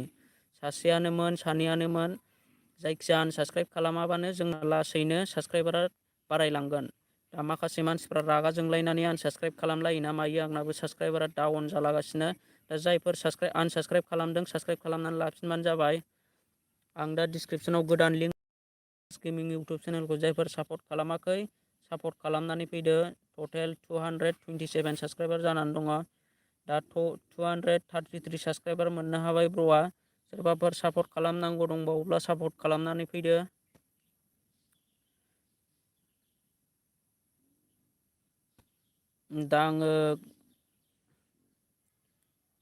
दा आङो गोदान लिंक होनोसै। जोंना उदांसार ब्रह्म ब्र'आ लाइभ स्ट्रिमाव दंना गैया कमेन्ट खालामनानै खोन्थाहर। उदांसार ब्रह्म ब्र'आ आंनि लाइभ स्ट्रिमाव दंना गैया कमेन्ट खालामनानै खोन्थाहर।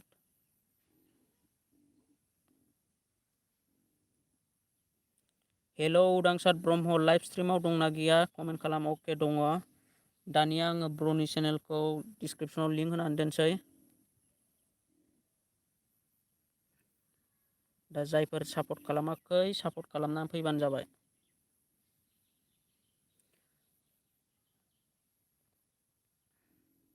दीपक ब्रह्म सेकेन्ड लिंक होबाय नामा ब्र'? सेकेन्ड लिंक होआखै ब्र'। मानो होनोब्ला आङो दा जायफोर दङ होआखै बिसिनि लिंकखौ होग्रोजोबनि उनाव नेक्स्टआव बयनिबो लिंकखौ होखांजोबोबा आङो सेकेन्ड लिंकखौ होनो नाजागोन। दा थाबाय थाथ'। दा जोंना गोबां दङ। दा सेकेन्ड लिंकखौबो होगोन आङो। सोरां ब्लग 10K ब्र' नेक्स्ट लाइभआव फैफिनसै बिजि डिउटियाव। अके सोरां ब्लग ब्र' नेक्स्ट लाइभआव फैफिननो नाजादो। दा जायफोर सापर्ट खालामाखै सापर्ट खालामदो उदांसार ब्रह्म ब्र'खौ। दा आङो डिसक्रिपसनाव लिंक होनानै दोनबाय। चेनेलनि मुङानो जाहैबाय उदांसार ब्रह्म। जायफोर दासिमबो सापर्ट खालामाखै सापर्ट खालामनानै लादो। दा 47 साबस्क्राइबार, 29 भिडिअ, 50 साबस्क्राइबार मोननो हाबाय। दा जायफोर दासिमबो सापर्ट खालामाखै सापर्ट खालामनानै फैदों। आं डिसक्रिपसनाव लिंक होनानै दोनदों।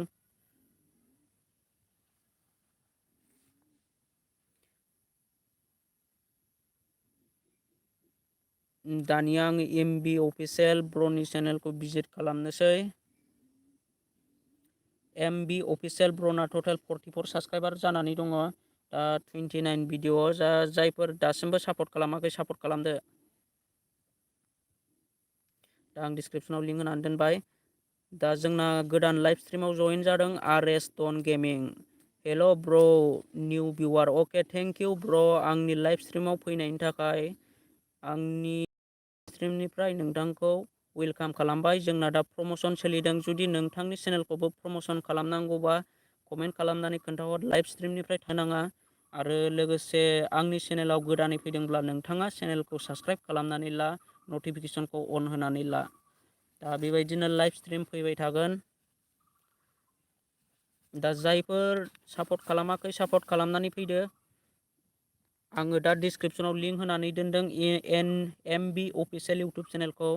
दा जायफोर सापर्ट खालामदों आंनो कमेन्ट खालामनानै खोन्थाहर। दा 49 साबस्क्राइबार मोननो हाबाय ब्र'आ। दा जायफोर सापर्ट खालामनांगौ दंबावो सापर्ट खालामनानै फैदो।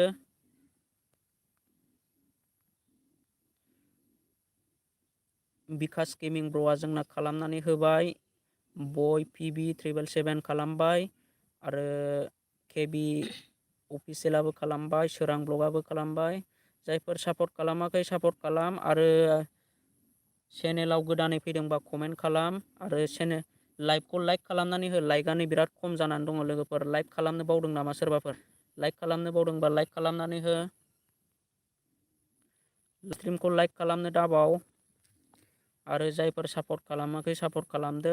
53 साबस्क्राइबार मोननो हाबाय ब्र'आ। दा आङो गोदानै लिंक होफिननोसै। जोंना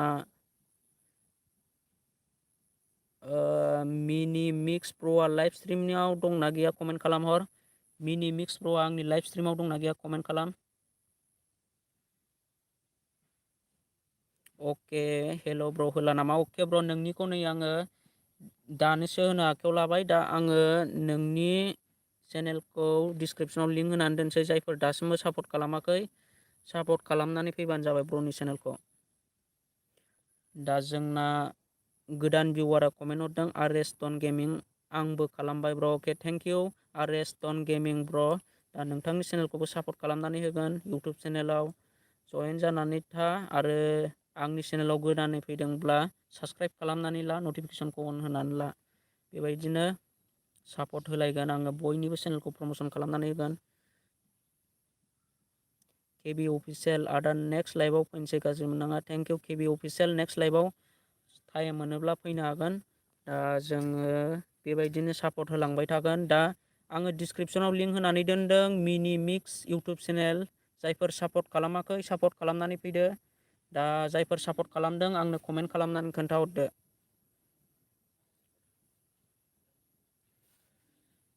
दा जायफोर सापर्ट खालामदों आंनो कमेन्टआव खोन्थाहर।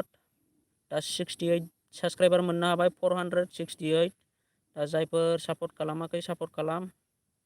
दा जोंना उदांसार ब्रह्मआ खालामबाय आरो बिकास गेमिंआबो खालामबाय, आरबिआबो खालामबाय, जे बड' स्टेटासआबो खालामबाय, एनबि गोसोबायदियाबो खालामबाय, केबि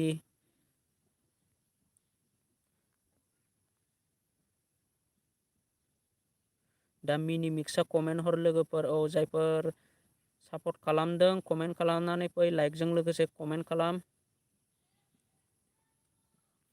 दा आङो सोरबाफोर फुराना लाइभआव फैनाया थालांदों नामा कमेन्ट खालामनानै खोन्थाहर। सोरबाफोर फुराना लाइभआव फैनाया थालांदों नामा आंनो कमेन्ट खालामनानै खोन्थाहर। सोरबाफोर होबावनांगौ दङब्ला कमेन्ट खालाम। लोगोफोर सोरबाफोर थालांबायदोंबा कमेन्ट खालाम। दा दिनैनि दिनाव मिनि मिक्स प्र'आ टटेल बेसेबां साबस्क्राइब मोननो हाखो आंनो कमेन्ट खोन्थाहरदो।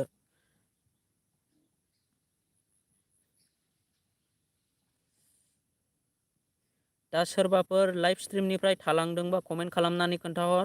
जुदि गैलाबा आङो नैबे आरएस डन गेमिं ब्र'नि चेनेलखौ सापर्ट खालामनोसै। आरएस डन गेमिं चेनेलखौ आङो दा भिजिट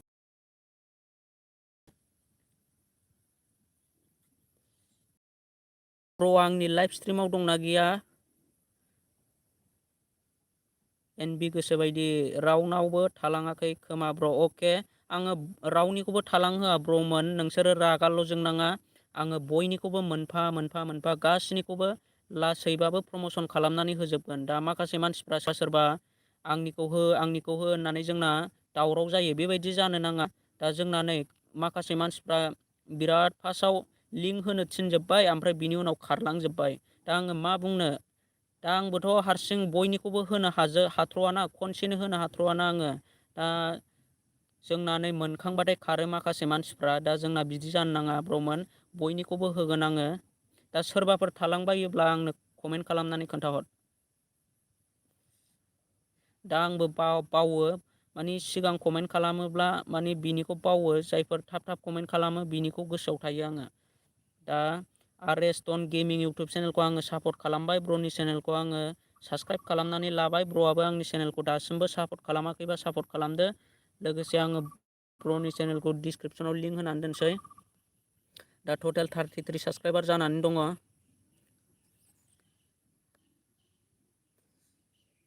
दा आरबि बड' स्टेटासआ बिनि उनाव सेकेन्ड लिंकखौ होदो ब्र अके ब्र सेकेन्ड लिंकखौ होनानै होगोन आङो दा जायफोर सापर्ट खालामाखै सापर्ट खालामनानै फैदो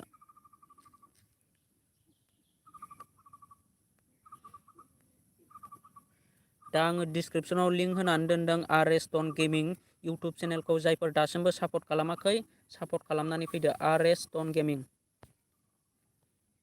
आरो आंनो कमेन्ट खालामनानै खोन्थाहर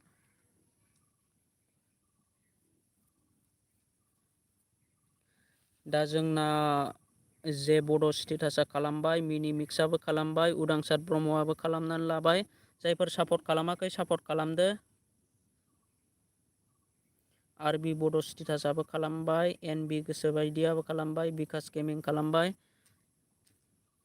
दा 33 साबसक्राइबारनिफ्राय दिनैनि दिनाव बेसेबां साबसक्राइब मोनखो आं आपडेट खालामनानै नायनोसै 44 साबसक्राइबार मोननो हाबाय ब्र'आ दिनैनि दिनाव दा बेबायदिनो लाइभ स्ट्रिमाव जइन जाबाय था बयबो दा जोङो बेबायदिनो सापर्ट होलांबाय थागोन गावजों गाव दा सोरबाफोर थालांबायदोंबा कमेन्ट खालाम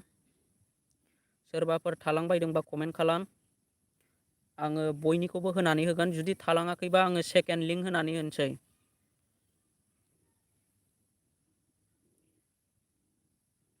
सोरबाफोर लाइभ स्ट्रिमनिफ्राय थालांबायदोंबा कमेन्ट खालाम सोरनिबा चेनेलखौ प्रम'सन खालामनांगौबा कमेन्ट खालामनानै हर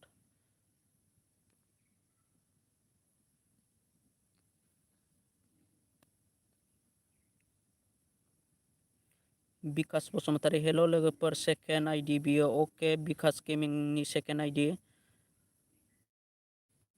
दा सोरबाफोर थालांबायदोंबा कमेन्ट खालामनानै खोन्थाहर रावबो जुदि थालाङाखैबा आङो सेकेन्ड लिंकखौ होनानै होनसै ब्रमोन दा आङो आरएसटन गेमिं ब्र'आ दिनैनि दिनाव बेसेबां सापर्ट मोननो हाखो खयजन साबसक्राइबार मोनखो आंनो कमेन्ट खालामनानै खोन्थाहर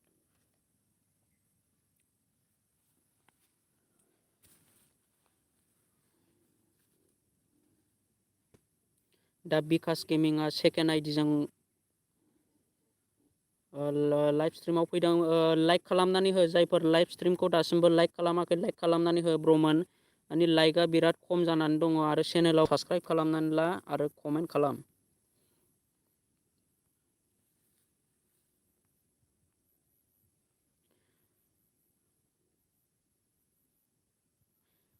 दा आङो ब्रनि सेकेन्ड आइडिखौ होनानै होनसै दा बिकास बसुमतारी दा ब्रनि सेकेन्ड आइडिखौ आङो डिसक्रिपसनाव लिंक होनानै दोनसै जायफोर सापर्ट खालामाखै सापर्ट खालामनानै फैबानो जाबाय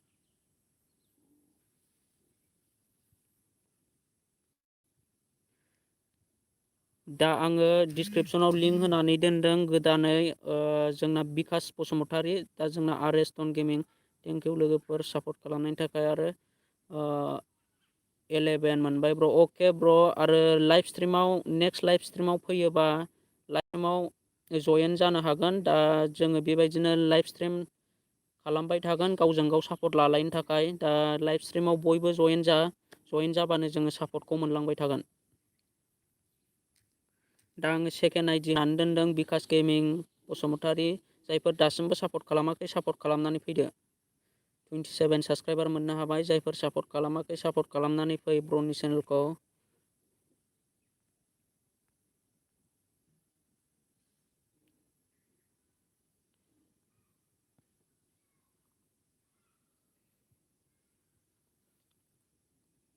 दा लाइभ स्ट्रिमाव गोदानै जयेन जादोंब्ला कमेन्ट खालामनानै खोन्थाहर आरो लोगोसे आंनि चेनेलखौबो दासिमबो सापर्ट खालामाखैबा सापर्ट खालाम लाइभ स्ट्रिमखौ लाइक खालामनानै हो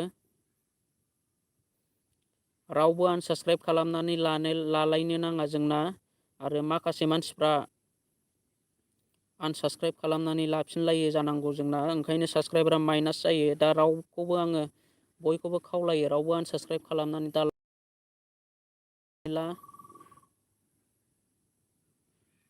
दा बयबो हेल' कमेन्ट खालाम, बयबो हेल' कमेन्ट खालाम दे। आङो सेकेन्ड लिंक होनानै होनोसै। नै दा लाइभ स्ट्रिमावबो जोंना बारा मानसिफ्रानो गैला, थांलाजोब्बाय। दा बयबो अननानै हेल' टाइप खालाम।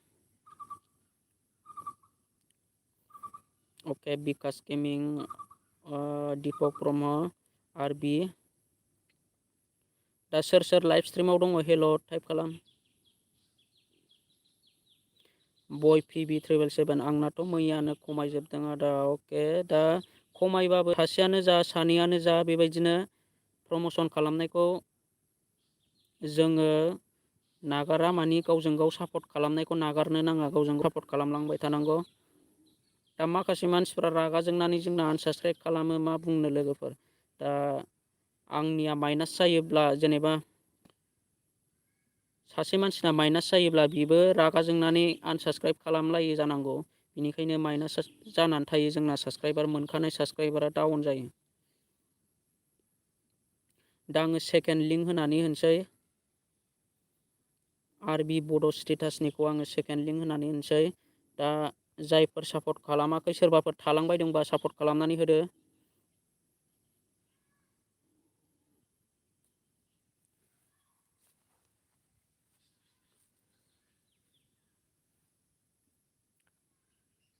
जायफोर सापर्ट खालामाखै सापर्ट खालामनानै फैदो ब्र'नि चेनेलखौ। आङो सेकेन्ड लिंक होनाय जाबाय। जोंना लाइभ स्ट्रिमाव मानसिफ्राबो खमसै, आंबो नेक्स्ट लाइभ फैफिननो नाजानोसैलाय। दा जायफोर लाइभ स्ट्रिमाव गोदानै फैदों कमेन्ट खालाम। अके, जोंना सानै मोनदेरबाय, जोंना आरबि बड' स्टेटासआ। दा जायफोर सापर्ट खालामाखै सापर्ट खालामनानै फैदो, बेखौबो सेकेन्ड लिंक होदों आङो। दा बयनाबो साबस्क्राइबार थाखागोन जानांगौ, मानो होनोबा आङो दा सेकेन्ड लिंक होफिननायसो। दा होनबाबो जायफोर साबस्क्राइब खालामलांनो बावदों, साबस्क्राइब खालामनानै लाफिनबानो जाबाय। दा दिपक ब्रह्मखौ होनानै होनोसै आङो।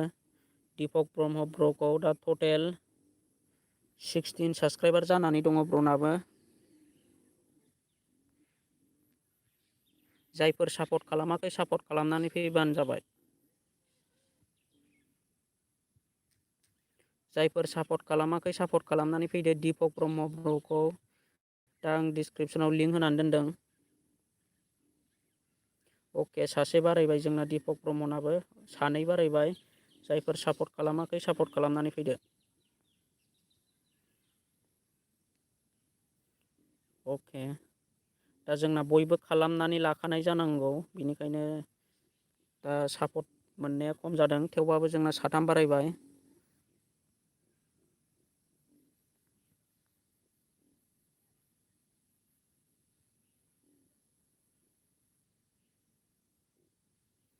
दानिया आं उदांसारनिखौ होनोसै। उदांसार ब्र'ना टटेल 50 साबस्क्राइबार जानानै दङ। उदांसार ब्रह्मआ लाइभ स्ट्रिमाव दंना गैया कमेन्ट खालाम।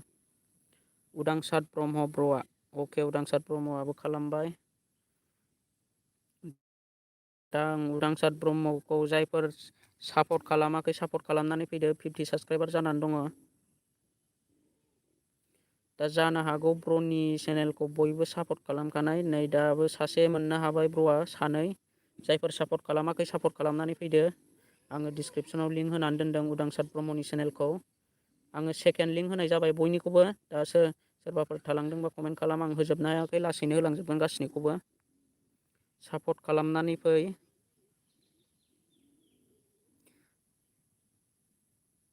आरो जोंना नैबे दङ YZSP मिक्स ब्लग प्र दङ। दा आं बिनिखौबो लिंक होनानै होफिनसै, सेकेन्ड लिंक। दा 414 साबस्क्राइबार जानानै दङ ब्र'नाबो। 414 साबस्क्राइबार जानानै दङ। जायफोर सापर्ट खालामाखै सापर्ट खालामनानै फैदो ब्र'नि चेनेलखौ। दा आङो डिसक्रिपसनाव गोदान लिंक होनानै दोनदों। अके, साबस्क्राइबार मोनदेरनो हाबाय ब्र'आबो। 416 साबस्क्राइबार मोननो हाबाय। जायफोर दासिमबो सापर्ट खालामाखै सापर्ट खालामनानै फैदो। 417। आरेस्टन गेमिं खालामखानाय ब्र अके थेंक इउ जायफोर सापर्ट खालामाखै सापर्ट खालामनानै फै लोगोसे आङो दा गोदान लिंक होनोसै एमबि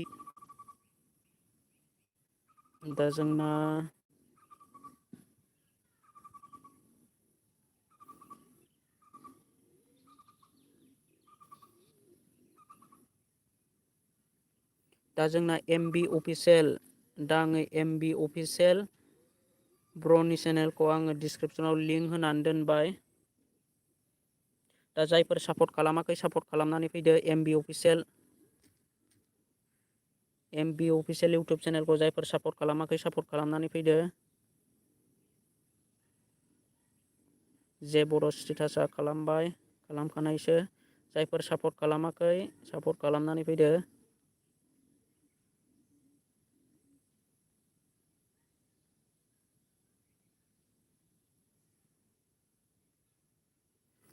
सापर्ट खालामनानै फै लोगोफोर एमबि अफिसियेल आरो जायफोर सापर्ट खालामनानै होदों कमेन्ट खालामनानै खोन्थाहर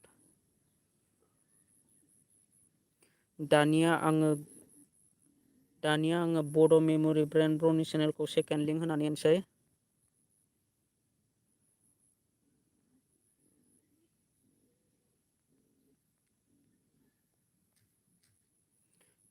दानिया आङो बड' मेम'रि ब्रेन्ड इउटुब चेनेलखौ सेकेन्ड लिंक होनानै होबाय जायफोर सापर्ट खालामाखै सापर्ट खालामनानै फैदो Bodo' memory brand 13 subscriber 413 Bikash गेमिंआ एमबिनिखौ खालामबाय जायफोर आं दा गोदानै लिंक होनानै दोनदों जायफोर सापर्ट खालामाखै सापर्ट खालामनानै फैदो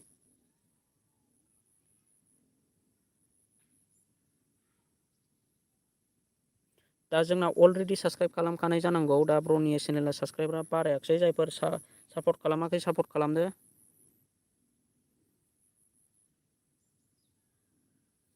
दा जोंना जे बर' स्टेटास फ्रेन्डनि चेनेलखौ आङो सेकेन्ड टाइम लिंक होनानै होबावनोसै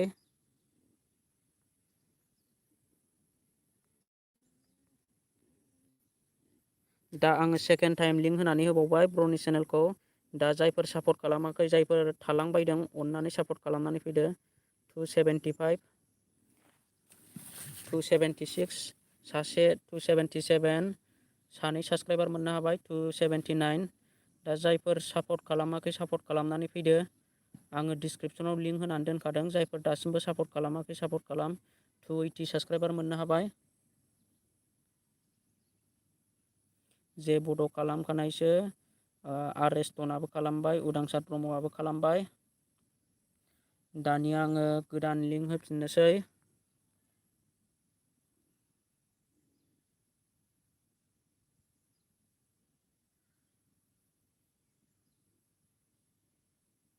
दा जोंना बिलिना स्वर्गयारि फ्रेन्डआ लाइभ स्ट्रिमनिफ्राय थांखो ना माखो कमेन्ट खालाम बिलिना स्वर्गयारिया आंनि लाइभ स्ट्रिमनिफ्राय थांखो ना माखो कमेन्ट खालाम दा थांबायबा आं बिनिखौ दोनथ'नाय जासिगोन फ्रेन्डनि चेनेलखौ अके दङ दा आङो फ्रेन्डनि चेनेलखौ डिसक्रिपसनाव लिंक होनानै दोनसै जायफोर सोरबाफोर सापर्ट खालामनो बावदोंबा सापर्ट खालामनानै होदो दा आङो सेकेन्ड टाइम लिंक होनानै होनाय जादों बयनिखौबो दा आंनि लाइभ स्ट्रिमाव सोर सोर थागोन आं बिसिनिखौ गासिखौबो सेकेन्ड टाइम लिंक होनानै होगोन दा बिलिना स्वर्गयारि फ्रेन्डनि चेनेलखौ जायफोर सापर्ट खालामाखै सापर्ट खालामनानै फैदो 396 साबसक्राइबार मोननो हाबाय लोगोसे कमेन्ट खालामनानै खोन्थाहर 397 जायफोर दासिमबो सापर्ट खालामाखै सापर्ट खालामनानै हो लोगोसे लाइभखौ लाइक खालामनानै हो आरो चेनेलाव गोदानबा चेनेलखौ साबसक्राइब खालामनानै ला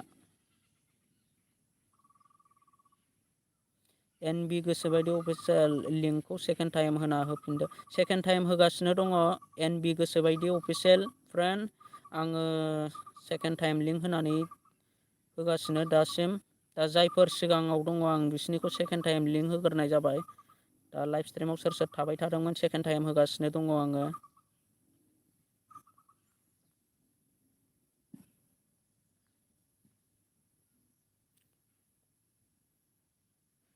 दा जोंना बिलिनायखौ खालामनाय आरो टेक्न' बर'आ लाइभ स्ट्रिमाव जइन जाफैदों दिनै। बरिया ब्र' आं दासोलै ब्र' अके ब्र'। दा जोंना मैयानिफ्रायनो सोलिफिनगासिनो लाइभ स्ट्रिमा। दा उदांसार ब्रह्मआ खालामबाय एनबि गोसोबायदि खालामखानायसो। जायफोर खालामखानाय लिंक होजोबसै गासिखौबो कमेन्ट खालामनानै खोन्थाहर जायफोर थालांबायदों। दा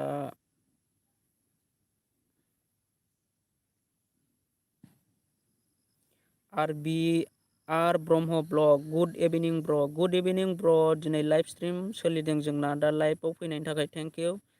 दा जायफोर गोदानै फैदों कमेन्ट खालाम। दा बिलिना स्वर्गियारिनिखौ आङो सेकेन्ड टाइम लिंक होनानै दोनदों। जायफोर सापर्ट खालामाखै सापर्ट खालामनानै फै। दा आङो गोदान लिंक होनानै होनोसै। एमडि वाट्सएप स्टेटास आंनिखौबो होदो ब्र' अके। दानिया आङो दा बयनिखौबो होजोब्बाय। दानिया आङो MD WhatsApp स्टेटासनिखौ second time link होनानै होनोसै।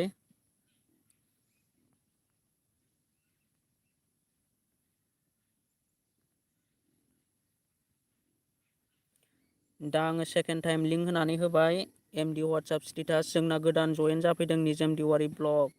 गुड इभिनिं सार गुड इभिनिं ब्र' गुड इभिनिं। दा लाइभ स्ट्रिम सोलिगासिनो जोंनाबो। जायफोर लाइभ स्ट्रिमाव गोदानै फैदों लाइभखौ लाइक खालामनानै हो। प्रमसन सोलिगासिनो आरो बयनिबो चेनेलखौ प्रमसन खालामगासिनो। जायफोर सापर्ट खालामाखै सापर्ट खालामनानै फैदो। आं दा सेकेन्ड टाइम लिंक होनाय जादों एमडि वाट्सएप स्टेटासखौ।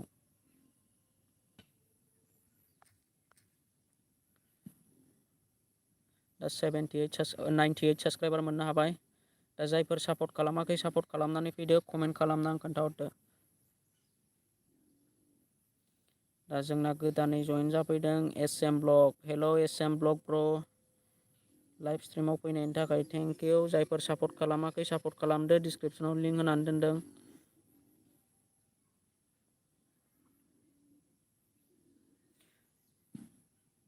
दा जोंना सेकेन्ड टाइम लिंक होनाया सोर सोरना दंबावो नामा? सोरबाफोर सेकेन्ड टाइम लिंक होनांगौ दंबावो नामा? कमेन्ट खालामनानै खोन्थाहर।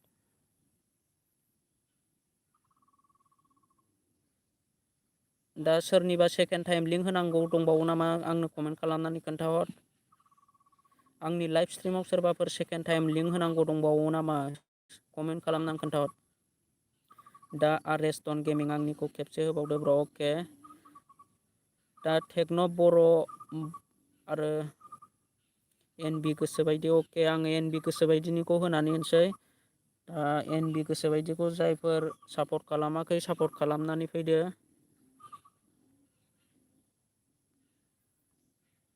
आरो जोंना बिकास गेमिं अननानै आंनिखौबो होदो ब्र'। अके निजोम देवारि ब्र'। नोंथाङा लाइभ स्ट्रिमाव गोदानै फैदों। गोदान फैबा होगोन गासैनिखौबो।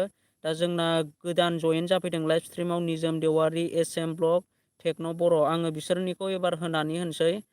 दा जोंना सेकेन्ड टाइम लिंक सोलिदोंमोन सिगाङावनो आंनि लाइभआव सिगां आं फैनाय लोगो लोगो बिसोरो आंजों फैफानायखौ आङो सेकेन्ड टाइम लिंक होजोबदों। दा आङो दा बिसिनिखौ होग्रोनानै होनि बिसिनि उनाव नोंसिनिखौ होगोन। दा जायफोर गोदानै फैदों दा ब्रह्मना दसे थाथ' दै जमनानै दा बयनिखौबो होफिनगोन आङो।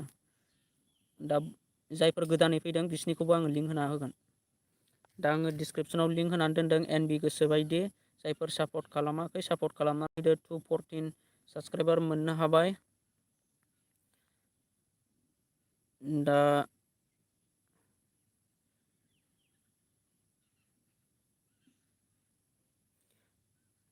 एनबि गोसोबायदि आरो बिकास गेमिंना जोंना थालांदों। बिकास गेमिंनि ब्र'नि चेनेलखौ आङो सेकेन्ड टाइम लिंक होनानै होबाय।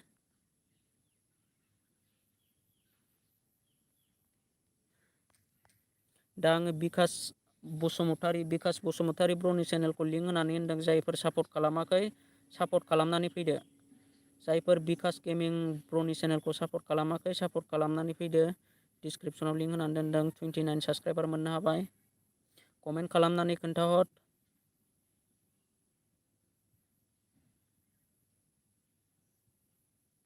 लाइभ स्ट्रिमनिफ्राय थांनो नाङा लोगोफोर। दा आङो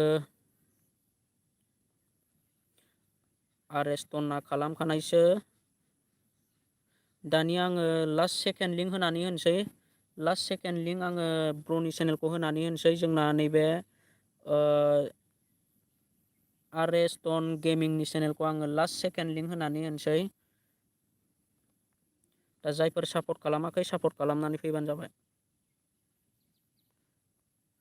दा आङो सेकेन्ड लिंक होनानै होबाय दा जायफोर सापर्ट खालामाखै दासिमबो आरएस टन गेमिं इउटुब चेनेलखौ सापर्ट खालामनानै फैदो आरएस डन गेमिं ब्र'खौ दा 46 साबस्क्राइबार मोननो हाबाय दा जायफोर सापर्ट खालामदों कमेन्टआव खोन्थाहर 46 47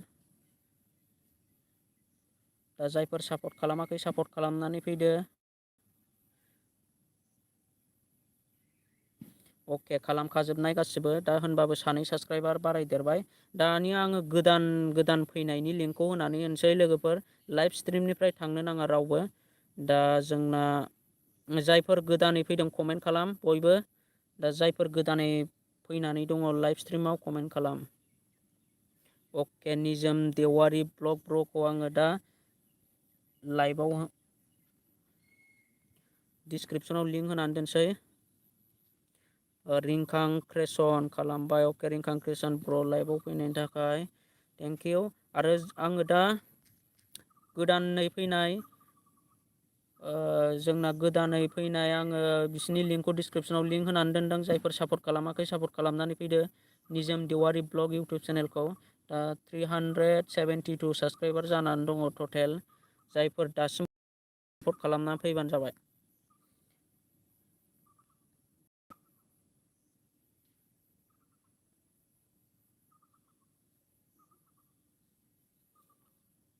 सापर्ट खालाम गासिबो दा आङो डिसक्रिपसनाव लिंक होनानै दोनदों निजोम देवारि ब्लग 372 साबस्क्राइबार जानानै दङ टटेल 376 साबस्क्राइबार मोननो हाबाय दा जायफोर सापर्ट खालामनांगौ दङ सापर्ट खालामनानै फैदो गासिबो 376 साबस्क्राइबार जानानै दङ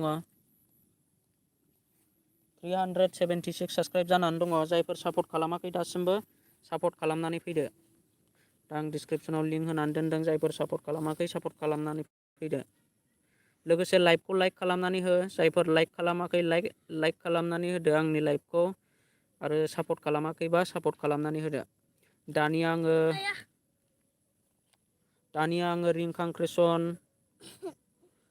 क्रेसन इउटुब चेनेलखौ आङो डिसक्रिपसनाव लिंक होनानै दोनसै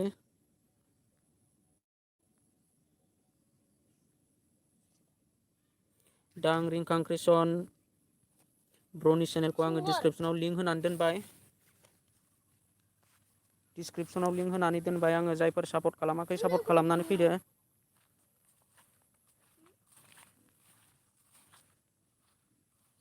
रिंखां क्रेसन ब्र'नि चेनेलखौ आङो डिसक्रिपसनाव लिंक होनानै दोनदों जायफोर सापर्ट खालामाखै सापर्ट खालामनानै फैदो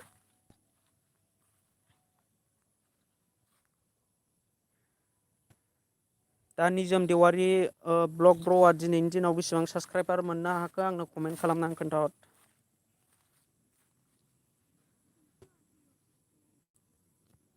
दा जोंना गोदानै जइन जादों AYMSS ब्र' हेल' ब्र' गुड इभिनिं ब्र' जोंना लाइभ स्ट्रिमा दहायनिफ्रायनो सोलिगासिनो दा आङो लाइभ स्ट्रिमखौ बारा गोबाव थानो सानला आंनाबो बेटारिया डाउन जाबाय दा नेक्स्ट लाइभ स्ट्रिम फैनो नाजानोसै दा जायफोर फैदों गोदानै फैदों कमेन्ट खालाम आङो बयनिखौबो होलांजोबगोन दा लोगोसे लाइभ स्ट्रिमखौ लाइक खालामनानै हो जायफोर सापर्ट खालामाखै चेनेलखौ साबस्क्राइब खालामनानै नटिफिकेसनखौ अन ला बेबायदिनो लाइभ स्ट्रिमा सोलिबाय थागोन दा जायफोर सापर्ट खालामाखै सापर्ट खालामदो रिंखां क्रेसन ब्र'निखौ दानिया आङो गोदान लिंक होनानै होनसै SM ब्लग दा SM ब्लगआ आंनि लाइभ स्ट्रिमाव दंना गैया कमेन्ट खालामनानै खोन्थाहर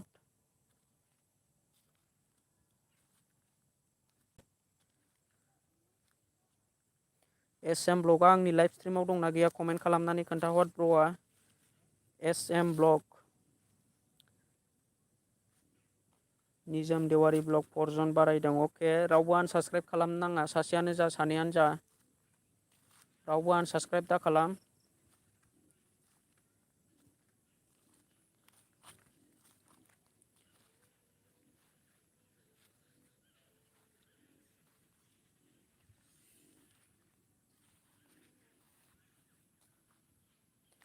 रावबो आनसाबस्क्राइब खालामनानै लानो नाङा लोगोफोर। जोंना माखासे मानसिफ्रा बांसिनानो साबस्क्राइब माइनास जाजादों।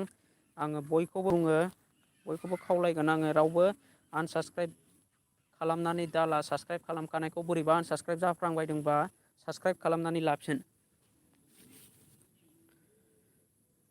दा जोंना एसएम ब्लगआ आंनो कमेन्ट खालामनानै हरनो हायाखिसै ब्र'आ आंनि लाइभनिफ्राय थांखो ना माखो। दा आङो एसएम ब्लगखौ दोनथ'नाय जागोन। जुदि लाइभ स्ट्रिमाव गैयाबा आं बिनिखौ दोनथ'नोसै। दा जायफोर गोदानै फैदों कमेन्ट खालामना खोन्थाहर। दा आङो AYMSS प्र'नि इउटुब चेनेलखौ भिजिट खालामनानै नायनोसै। दा टटेल 91 साबस्क्राइबार जानानै दङ।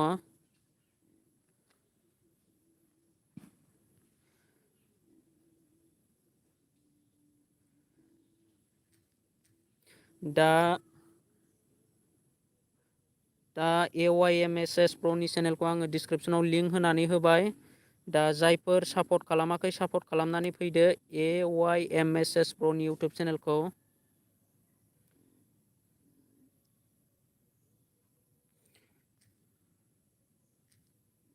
अके, जोंना रिंखां ब्र'निखौ खालामबाय। दा आङो गोदान लिंक होनानै दोनदों डिसक्रिपसनाव AYMSS प्र'नि चेनेलखौ। जायफोर सापर्ट खालामाखै सापर्ट खालामनानै फैदो। 94 साबस्क्राइबार मोननो हाबाय। दा जायफोर सापर्ट खालामाखै सापर्ट खालामनानै आंनो कमेन्ट बक्सआव खोन्थाहर।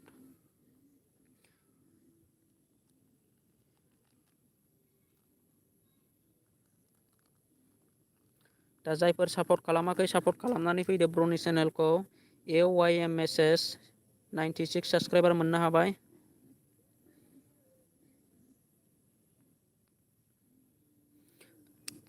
दा आङो टेक्न' बर' ब्र'नि चेनेलखौ भिजिट खालामनानै नायनोसै। दा दिनैनि दिनाव जोंना AYMSS प्र'आ बेसेबां साबस्क्राइबार मोननो हाखो आंनो कमेन्ट खालामनानै खोन्थाहरदो।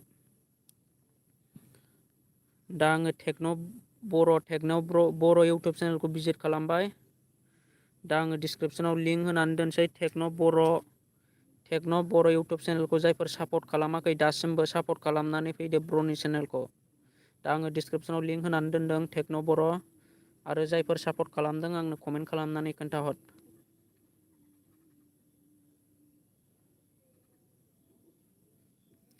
आं RS डन गेमिं। दा ब्र' नोंनिखौ आङो खनबेसे लिंक होनानै होखो दिनै नोङो कमेन्ट खालामनानै खोन्थाहर। दा आङो गोदान लिंक होनानै दोनदों टेक्न' बर' इउटुब चेनेलखौ। जायफोर सापर्ट खालामाखै सापर्ट खालामदो। 77 साबस्क्राइबार मोननो हाबाय ब्र'आ। दा सोरबाफोर सापर्ट खालामनांगौ दंबावोबा सापर्ट खालामनानै फैदो, डिसक्रिपसनाव लिंक होनानै दोनदों।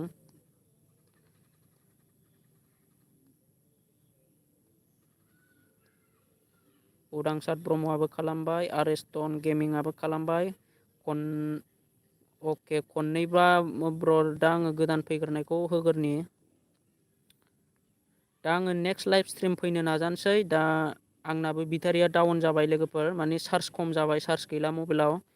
दा नेक्स्ट लाइभआव बयबो जयेन जाफै। दा नटिफिकेसनखौ अन होनानै ला बयबो, जाहाथे आंनि लाइभ फैनायजों नोंथांमोनाबो बयबो आंनि लाइभ स्ट्रिमाव फैनो हायो।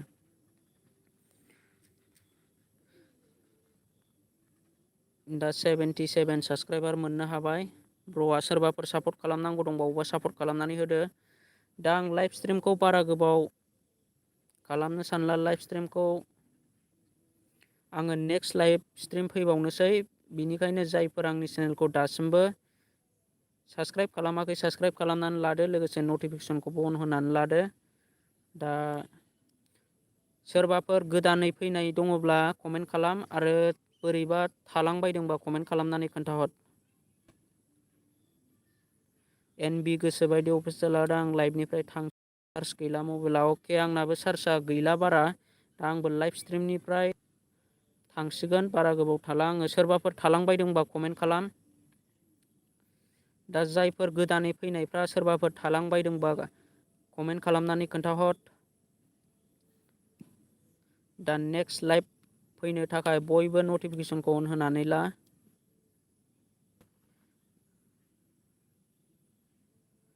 दा जोंना बिलिना स्वर्गियारि थालांबाय। बिलिना स्वर्गियारिना खनबेसे लिंक होनाय जाखो खोन्थाहर कमेन्ट खालामनानै। आं सिगाङावनो होखादों बिलिना सरगयारि फ्रेन्डनि चेनेलखौबो। दा खनबैसे लिंक होनाय जाखो कमेन्ट खालामना खोन्था।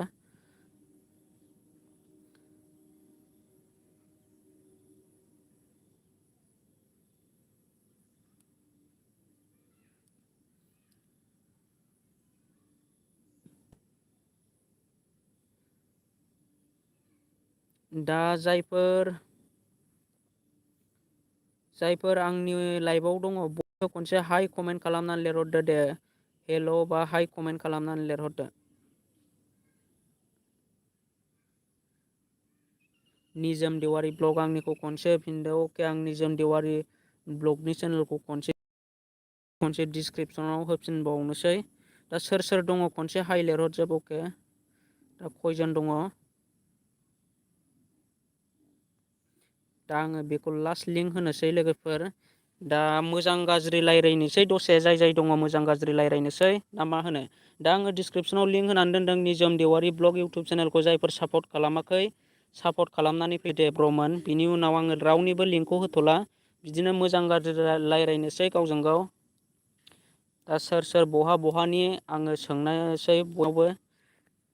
दा जायफोर सापर्ट खालामाखै निजोम देवारि ब्लग इउटुब डिसक्रिपसनाव लिंक होनानै दोनदों। बिनि उनाव आं बन्द' खालामथ'नोसै लाइभ स्ट्रिमखौ आरो आंबो लाइभ स्ट्रिमाव थाला। आङो नेक्स्ट लाइभ स्ट्रिम फैनो नाजानोसै।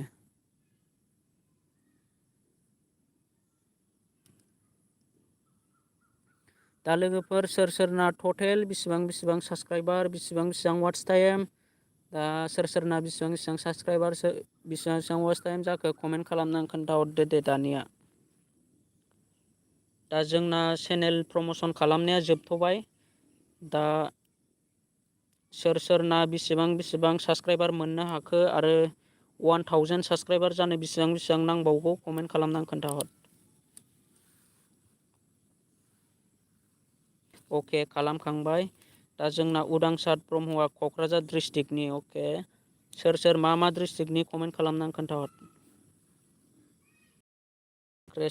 रिंखां क्रेसन वाट्स टाइम गैयालै। जोंना वाट्स टाइमखौ मोननोब्ला माने भिडिअ'आ गोलाव जानांगौ एसे। स्टेटासफोर भिडिअ' होयोब्ला वाट्स टाइमा जानो नागिरा बारा डाउन जायो। आरो सर्ट भिडिअ'आवथ' जोङो वाट्स टाइम मोनखाया। सर्ट भिडिअ'आव जोङो वाट्स टाइम मोना। वाट्स टाइमखौ काउन्ट खालामनाय जाया जोंना सर्ट भिडिअ'आव।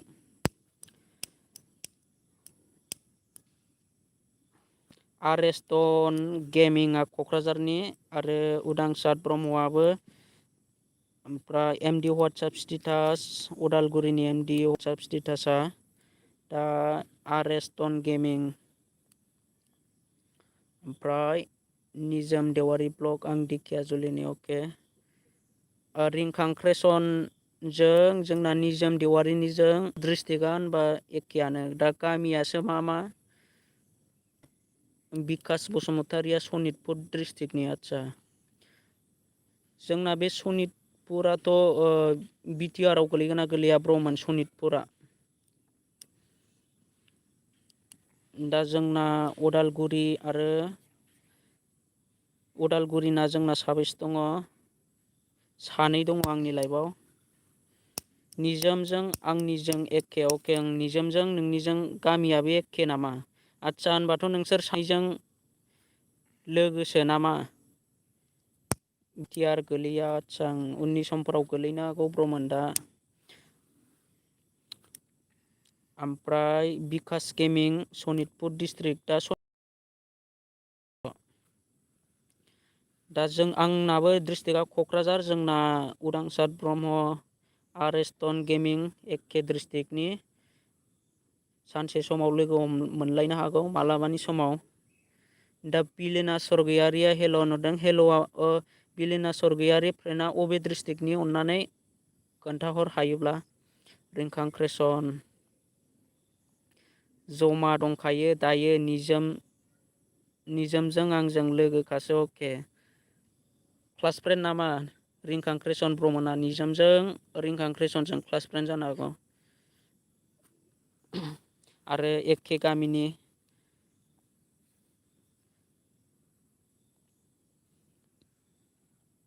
दा नेक्स्ट लाइभआव फैफिननोसै लोगोफोर ना मा होनो बयबो नेक्स्ट लाइभआव फैनो रेडि जादो बयबो नेक्स्ट लाइभआव प्रमसन खालामलायनोसैलाय